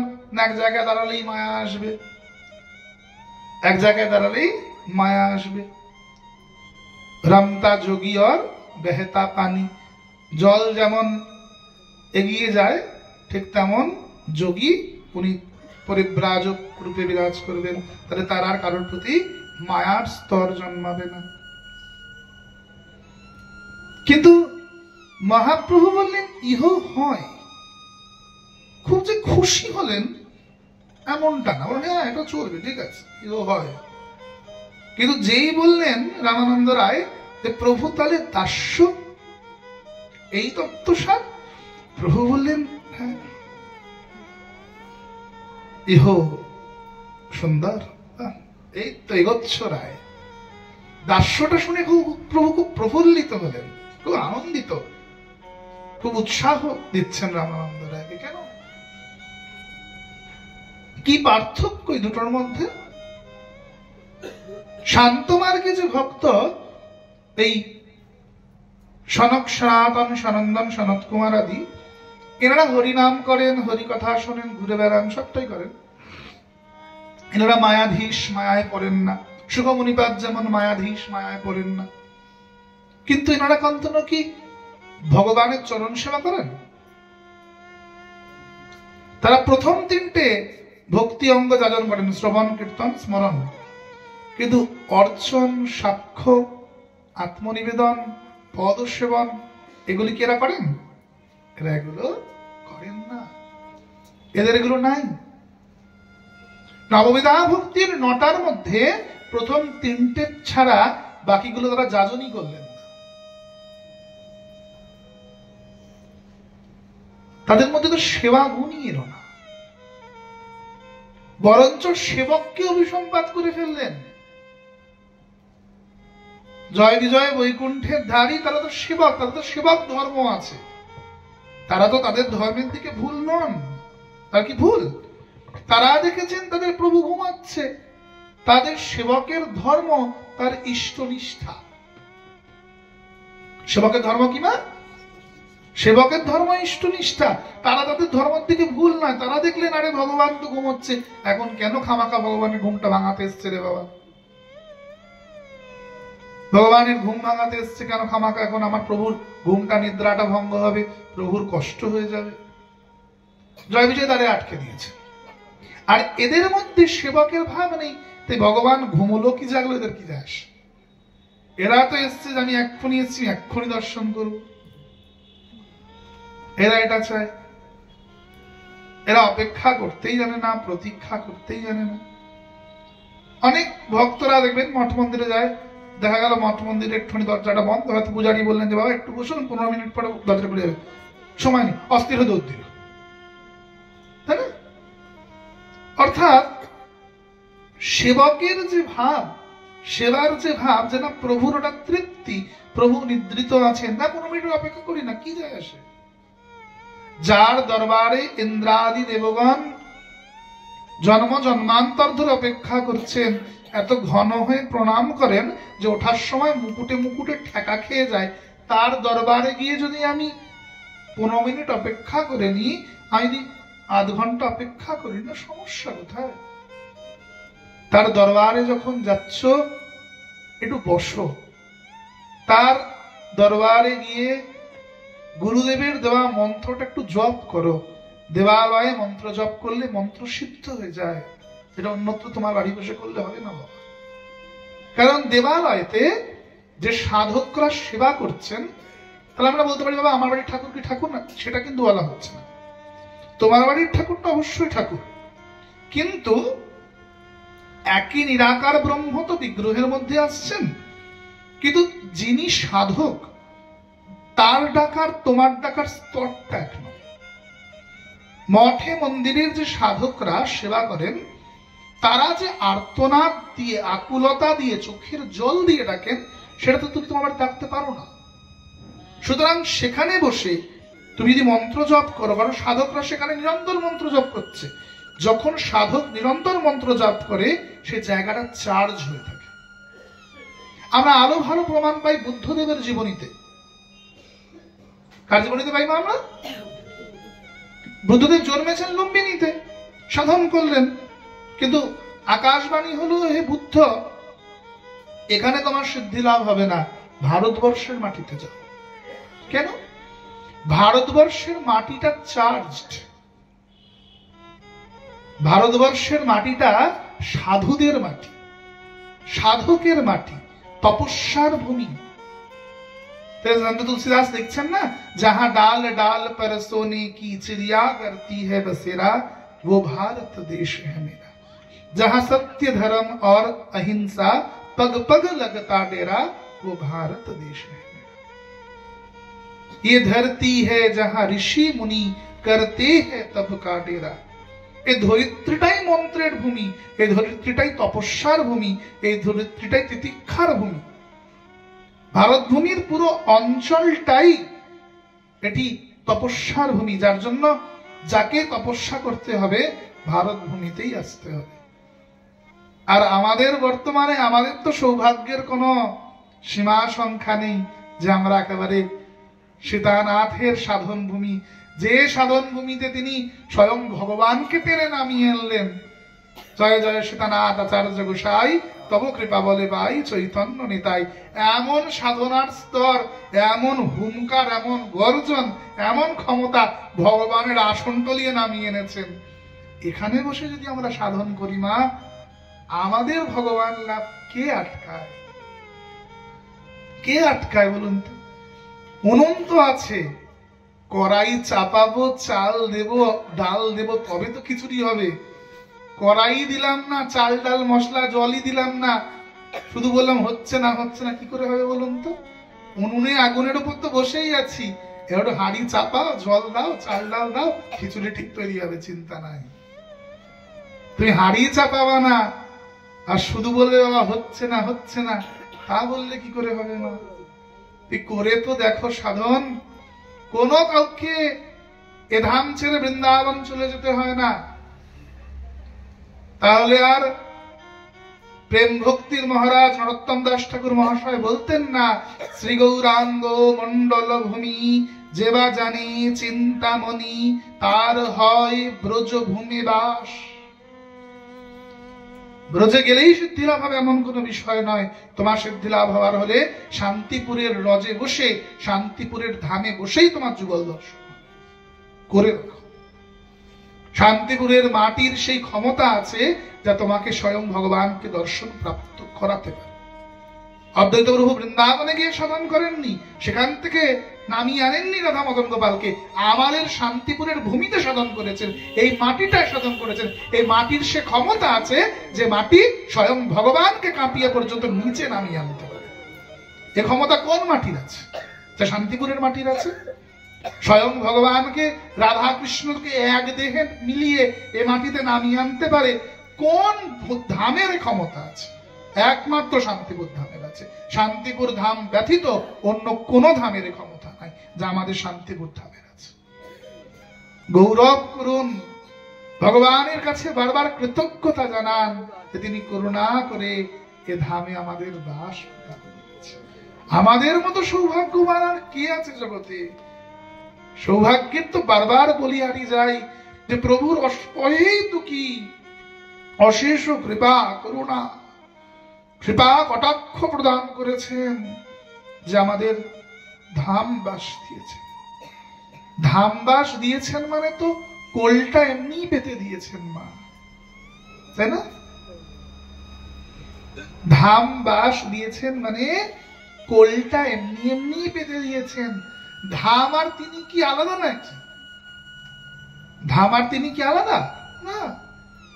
তিনি যা সেটাই ধাম, ধাম যা সেটাই তিনি।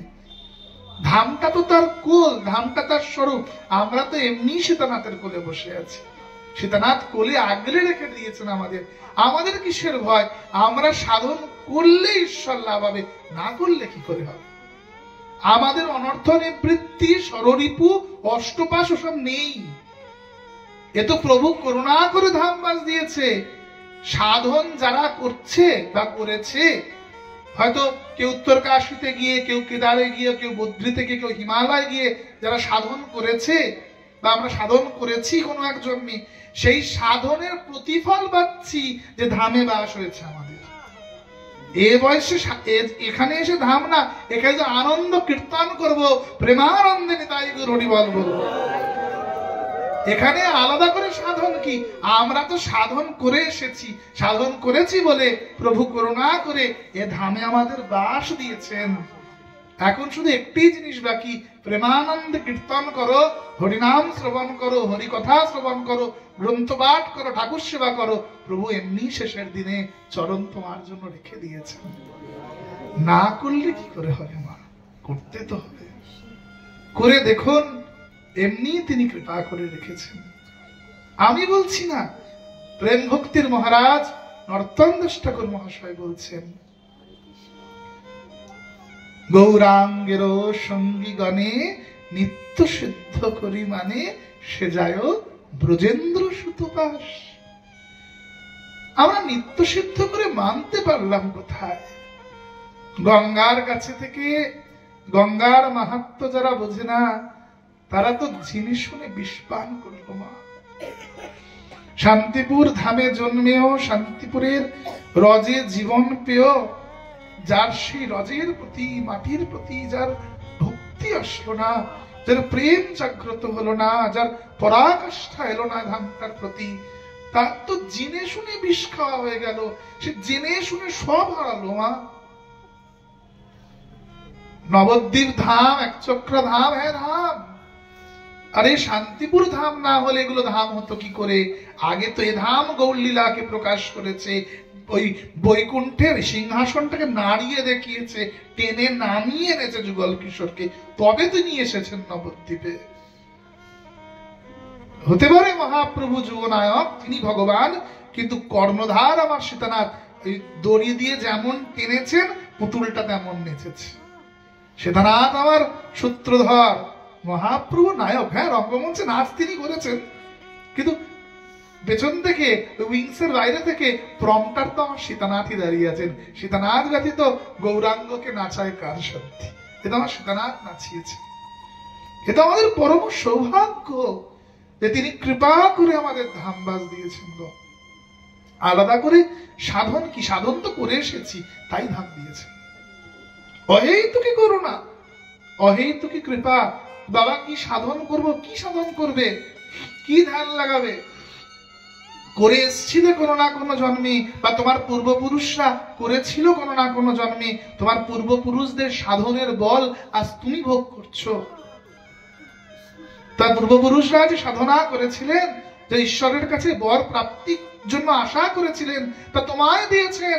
যে বংশে তুমি এসেছো, তুমি ধাম প্রাপ্ত হয়েছো। এখন তো প্রয়োজন একটা গলা একটু মোটা মালা, ললাটটা তিলকে শৃঙ্গারিত হবে।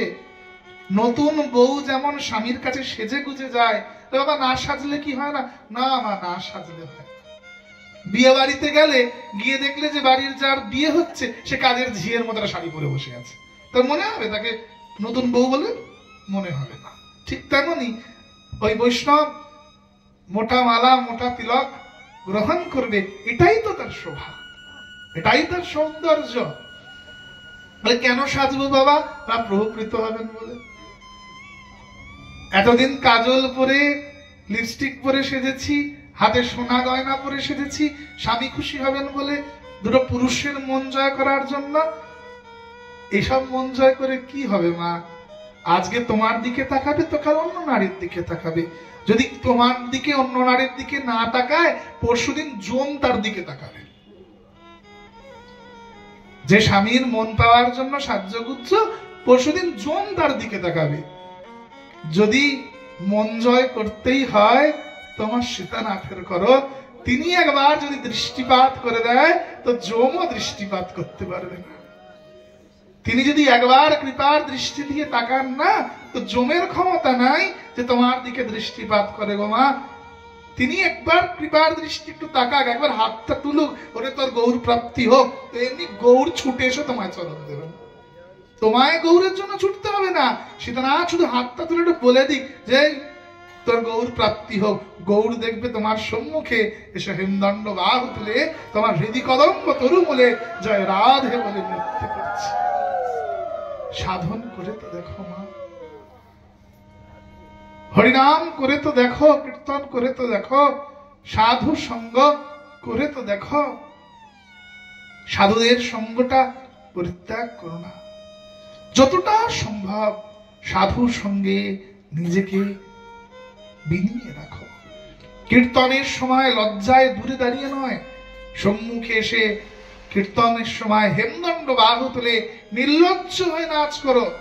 লজ্জা কিসের? তো অষ্টপাশ, যত পাশবদ্ধ হবে গোবিন্দ চরণে পৌঁছতে তত দেরি হবে। গাহ গাহ পুন গৌরাঙ্গের গুণ সরল করিয়া মন। মনটা সরল হয়ে, বাচ্চা যেমন হাততালি দেয়, বাচ্চা যেমন ধেই ধেই করে, বাচ্চা লজ্জা পায়? বাচ্চা একটু লজ্জা পায় না। লজ্জা আছে মানেই সরলতা আসছে না। সরলতা যেই আসবে তুমি লজ্জা দূরীভূত হয়েছে, তুমিও হেমদণ্ড বাহু তুলে নিতাই গৌর হরিবল বলে আনন্দে নৃত্য কীর্তন করতে পারছো।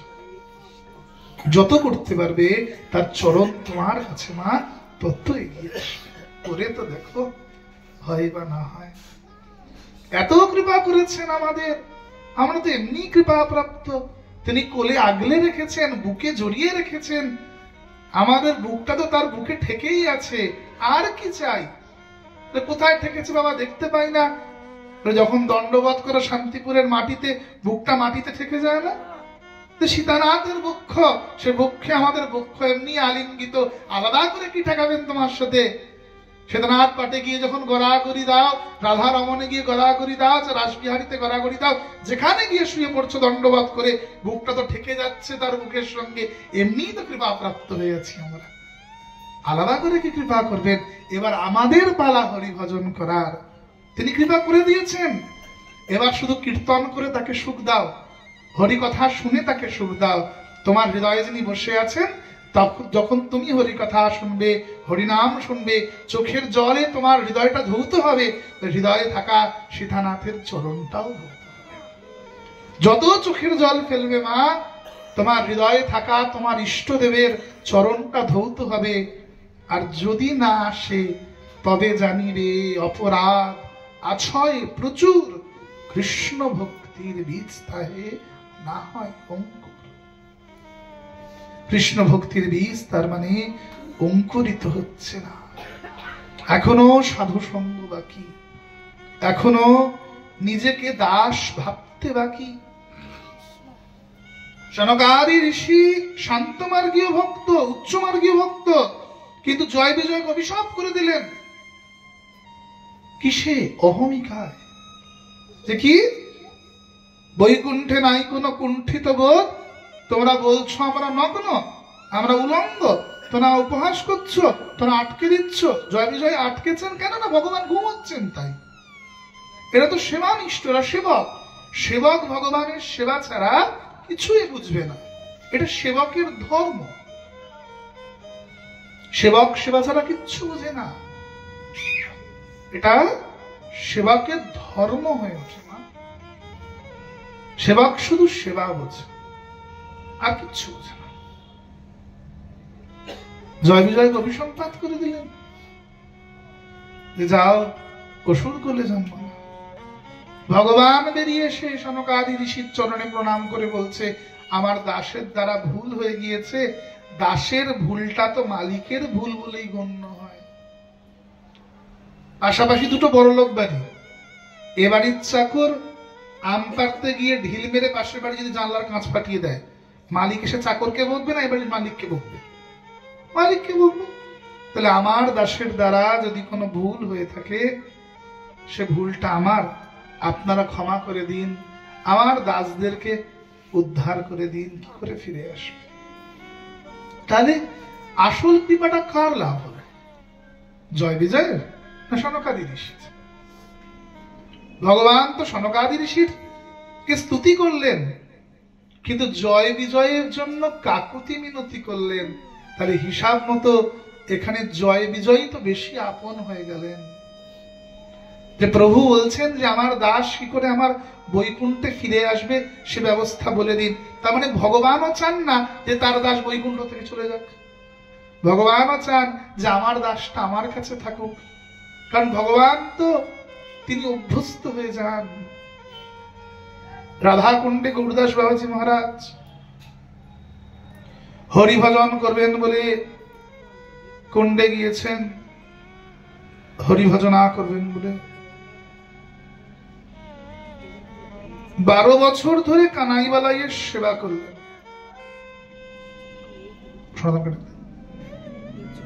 12 বছর ধরে কানাইবালাইয়ের সেবা করলেন। কানাইবালাই দর্শন দেন না, কানাইবালাইয়ের দর্শন পান না। গুরুদাস বাবাজি মহারাজ বললেন, হায় হায়, এতগুলো বছর ধরে তোমাদের সেবা করলাম, তোমাদের দর্শন পেলাম না। আরে যদি এতদিনে রাধারানীর সেবা করতাম তাহলে নিশ্চয়ই রাধা ঠাকুরানীর কৃপা পেতাম। দূর কানাই বলাই, তোমাদের সেবা আর করবো না, বর্ষানায় চলে যাব, প্রাণেশ্বরীর সেবা করব, শ্রীমতী রাধা রানীর সেবা করবো, আর তোমাদের সেবা করবো। সাধু মানুষ তো খ্যাপাটে, সাধুর একটু খ্যাপাটেই হয়েছিল কাল। যেই না মনে করেছেন কাঁধের মধ্যে ঝোলা তুলে চললেন, রাধাকুণ্ড থেকে বর্ষানা চলে যাবে। একটা বাচ্চা ছেলে গিয়ে এসেছে, গায়ের উত্তরীটা টেনে ধরেছে, বাবা বাবা কাহা যা রে? আচ্ছা আমি যাবো তা তোর কি রে? তো চিনাই যেতে ছাড় আমাকে। না বাবা না যাও। কোথায় যাচ্ছ? বলে কানাই বলাই বড় দুষ্ট, বর্ষানায় যাচ্ছি রাধারানীর সেবা করবো বলে। বাবা না যাও না যাও। বলে জান না পেহচান মে তেরা মেহমান, আমি তোকে চিনি না জানি না, আমি যাবো তাতে তোর কি রে? যেতে ছাড় আমার ঝোলা। বলে বাবা 12 বছর ধরে তোমার হাতে শৃঙ্গার হতে হতে, ফুলের সাজে সাজতে সাজতে আমার অভ্যাস হয়ে গিয়েছে। যদি তুমি চলে যাও তাহলে আমাকে সাজিয়ে দেবে কে? কে সাজাবে আমায় বলো তো? তুমি যেও না। বাবা বললেন, কি বললো রে? ঘুরে তাকিয়ে দেখছেন বাচ্চা কার নেই। গৌরদাস বাবাজি মহারাজ রাধা কুণ্ডে গিয়ে ঝাঁপ দিলেন, রাধারানী এতদিন তোমার ভজন করিনি, শুধু করব ভেবেছি, তাতেই কানাই বলাই এসে দর্শন প্রদান করলেন। যদি ভজন করতাম তাহলে না জানি কি লাভ করতাম। ভগবান ও সেবকের দ্বারা সেবা পেতে পেতে অভ্যস্ত হয়ে যান। যে সেবক নিত্য তাকে শৃঙ্গার করে, যে সেবক নিত্য তাকে রান্না করে খাওয়ায়, যে সেবক নিত্য তার দরবারে কীর্তন করে, অন্তিম দিনে যদি তার শরীর না দেয়, ভগবান নিজে ছুটে আসে তার বাড়িতে। আসে আসে।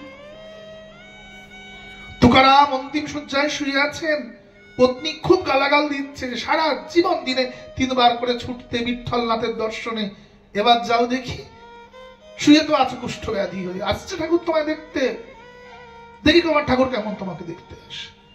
দিনে 3 বার করে কাজকর্ম ছেড়ে দিয়ে, ব্যবসা ছেড়ে দিয়ে, জীবনে আমাদের ঠিক মতো দেখনি, সারা জীবন ঠাকুর ঠাকুর করেছো, কই এবার তোমার ঠাকুর আসে কই দেখি।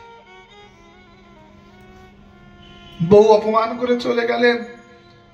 তুকারাম কেঁদে কেঁদে বলছেন, প্রভু ও অবোধ বোঝে না যে তুমি সাক্ষাৎ আমার বন্ধু। সাক্ষ্য। তাকিয়ে দেখলেন বিঠ্ঠলনাথ সামনে এসে হাত দুটো কেরম করে দাঁড়িয়ে আছে। বিঠ্ঠল তুমি এসেছ? ওরে, সারা জীবন তুই দিনে 3 বার করে আমায় দেখতে গেছিস, এতদিন তুই বন্ধুত্ব দেখিয়েছিস, এখন তো এটা আমার সময় এসেছে যে আমি আমার বন্ধুত্ব দেখাবো। এতদিন তুই দিনে 3 বার করে যেতিস, এবার আমি দিনে 3 বার করে তোকে দেখতে আসবো। তোর মুখে গান শুনে আমার যে অভ্যাস হয়ে আছে রে, সে অভ্যাসটা যাবে কোথায় বল? তোর মুখে গান না শুনলে তো ভালো লাগে না। বিঠ্ঠলনাথ নেমে এলেন সামনে তুকারামের গান শোনার জন্য। ভক্ত বৎসল ভগবান, দাস্য, সাক্ষ্য, সখার প্রতি সখার যে টান, সাক্ষ্যটা বন্ধুত্বটা ভগবানের প্রতি করো। দীনবন্ধু জগৎপতে, দেখো তিনি তোমার বন্ধুত্ব জন্য এগিয়ে আসবেন। আরে তোমার জগতের বন্ধু তোমার আত্মীয় স্বজন মা, এ স্বার্থের সম্পর্ক। আজ গরিব হয়ে যাও, আজ নিচে নেমে যাও, কাল দেখবে তোমার বাড়ি আসা বন্ধ করে দেবে, তোমার ফোন ধরা বন্ধ করে দেবে। একবার আমার ভগবানের সাথে বন্ধুত্ব করে দেখো, তিনি এগিয়ে আসবেন গো মা। তিনি কখনো তোমায় ভুলে যাবেন না, কখনো তোমায় ছেড়ে চলে যাবেন না, কখনো যাবেন। বিঠ্ঠলনাথের মন্দিরে এক কীর্তনিয়া রোজ কীর্তন করতে আসেন। তো কীর্তনিয়া রোজ কীর্তন করে চলে যান। তো কীর্তনিয়া মনে মনে ভাবেন যে বিঠ্ঠলনাথ আমার লেখা কীর্তন শোনে, তো মনে সন্দেহ জেগেছে, তা কি করবে? বুদ্ধি খাটিয়েছে যে ভোগ লাগলে তো সেটা ভোগের ঘর অব্দি ঢোকে। আমি তো দূরে দাঁড়িয়ে নাট মন্দিরে কীর্তন করি, এটা ভগবান অব্দি পৌঁছয় কিনা জানি না। পূজারি দরকার ভেতর অব্দি যায়, রান্না বান্না গুলো ভেতর অব্দি যায়। তা আমার রান্না তো দিতে দেবে না, আমি নিচু জাতের। তারা কাজ করি, আমি পান সেজে নিয়ে আসবো, পানটা ভেতর অব্দি যাবে। পানের মধ্যে খয়ের দিয়ে আর দোয়াত দিয়ে পানের মধ্যে যে কীর্তনগুলো লিখেছিল, পদগুলো পানের মধ্যে লিখে লিখে সেই পানটাকে খিলি পাকিয়ে পূজারীর হাতে দিয়ে দেয়। পূজারী সেই পানটা নিয়ে গিয়ে বিঠ্ঠলনাথের ভোগ লাগায়। তো পূজারী দেখছে কদিন ধরে পিকদানিতে, আচমন পাত্রে বিঠ্ঠলনাথের পানের পিক দেখতে পাচ্ছে না। বিঠ্ঠলনাথ সাক্ষাৎ সচল বিগ্রহ, পাণ্ডুরঙ্গা। তা ওনার পূজারী প্রায় দিনই দেখতে পেতেন যে পিকদানিতে পিক পড়ে আছে। তো কয়দিন ধরে দেখছেন পিকদানিতে পিক নাই। তো পুরোহিত গিয়ে বলছেন যে প্রভু, সেবায় কি কোনো ত্রুটি হচ্ছে যে পিকদানিতে পিক দেখতে পাচ্ছি না, কি সমস্যা হচ্ছে? তো বিঠ্ঠলনাথ বলছে, পিক ফেলবো কি করে? আমার ভক্ত পানের মধ্যে, তাম্বুলের মধ্যে নিজের মনের যে ভাব, যে অভিব্যক্তি, সেটাকে পদ রূপে রচনা করে দিয়েছে। তো যেটা পিক, যেটা ফেলে দেওয়ার জিনিস, সেটাও আমার কাছে গ্রহণীয় হয়ে উঠেছে। আমি আর ফেলবো কি রে? আমার ফেলার জন্য আর কিছু বেঁচেই নেই। আর কি ফেলবো? আমার ভক্তের ভাব তো আমি ফেলে দিতে পারি না। আমি তো ভাবগ্রাহী জনার্দন, আজ ভাবটাই গ্রহণ করি, তার লেখা পথটা ফেলে দেব কি করে? তাই আমি সবটাই গ্রহণ করে নিয়েছি। আমার ফেলার জন্য আর কিছু বেঁচেই নেই, আমি কিছু আর ফেলতেই পারি না। শান্ত দাস্য সাক্ষ্য। বন্ধুত্বের স্তর এমন পর্যায়ে পৌঁছে যায় প্রভুর কাছে যে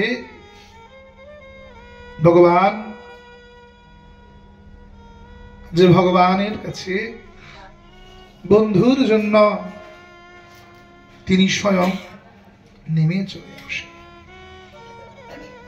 সাক্ষ্য মার্গের ভক্তি ভগবানকে খুব কাছের করে আনেন। ছেড়ে দেবো, আমার চিন্তা নেই, সাক্ষ্য ব্যাখ্যা করি ছাড়ো, বাৎসল্য মধুর এরপরে যেখানে পাঠ হবে সেখানে গিয়ে বিস্তার ব্যাখ্যা করবো। বসুন শান্ত হয়ে, বুঝলে শান্তিপুরের ভক্তরা তো 8টা বাজলে আর পাওয়া যাবে না, নিতাই গরুড়ি বললেন না আমি হারি লাগালে কি শ্রীরাধে।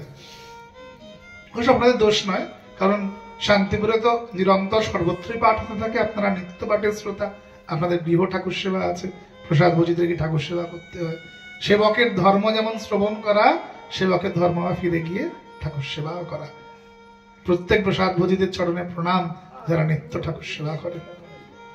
ভগবান তো তাদের কাছে বাধা, এই অধমেত্তর জীবনে ঠাকুর সেবা করা হলো না, আপনারা কৃপা করবেন যেন আপনাদের মতো করে একটু সেবা করতে পারি। আমাদের সেবার অযোগ্য, সেবা কি জিনিস বুঝি না, সেবা করতে জানি না, একটু কৃপা করবেন যেন সেবা লাভ হয়, সেবা করতে পারি। সাক্ষ্য এই পঞ্চরসের শান্ত দাস্য সাক্ষ্য বাৎসল্য মধু, এই 5টা রসের মধ্যেই দাস্যটা প্রতিটাতে আছে, সেবা গুণ প্রতিটাতে আছে।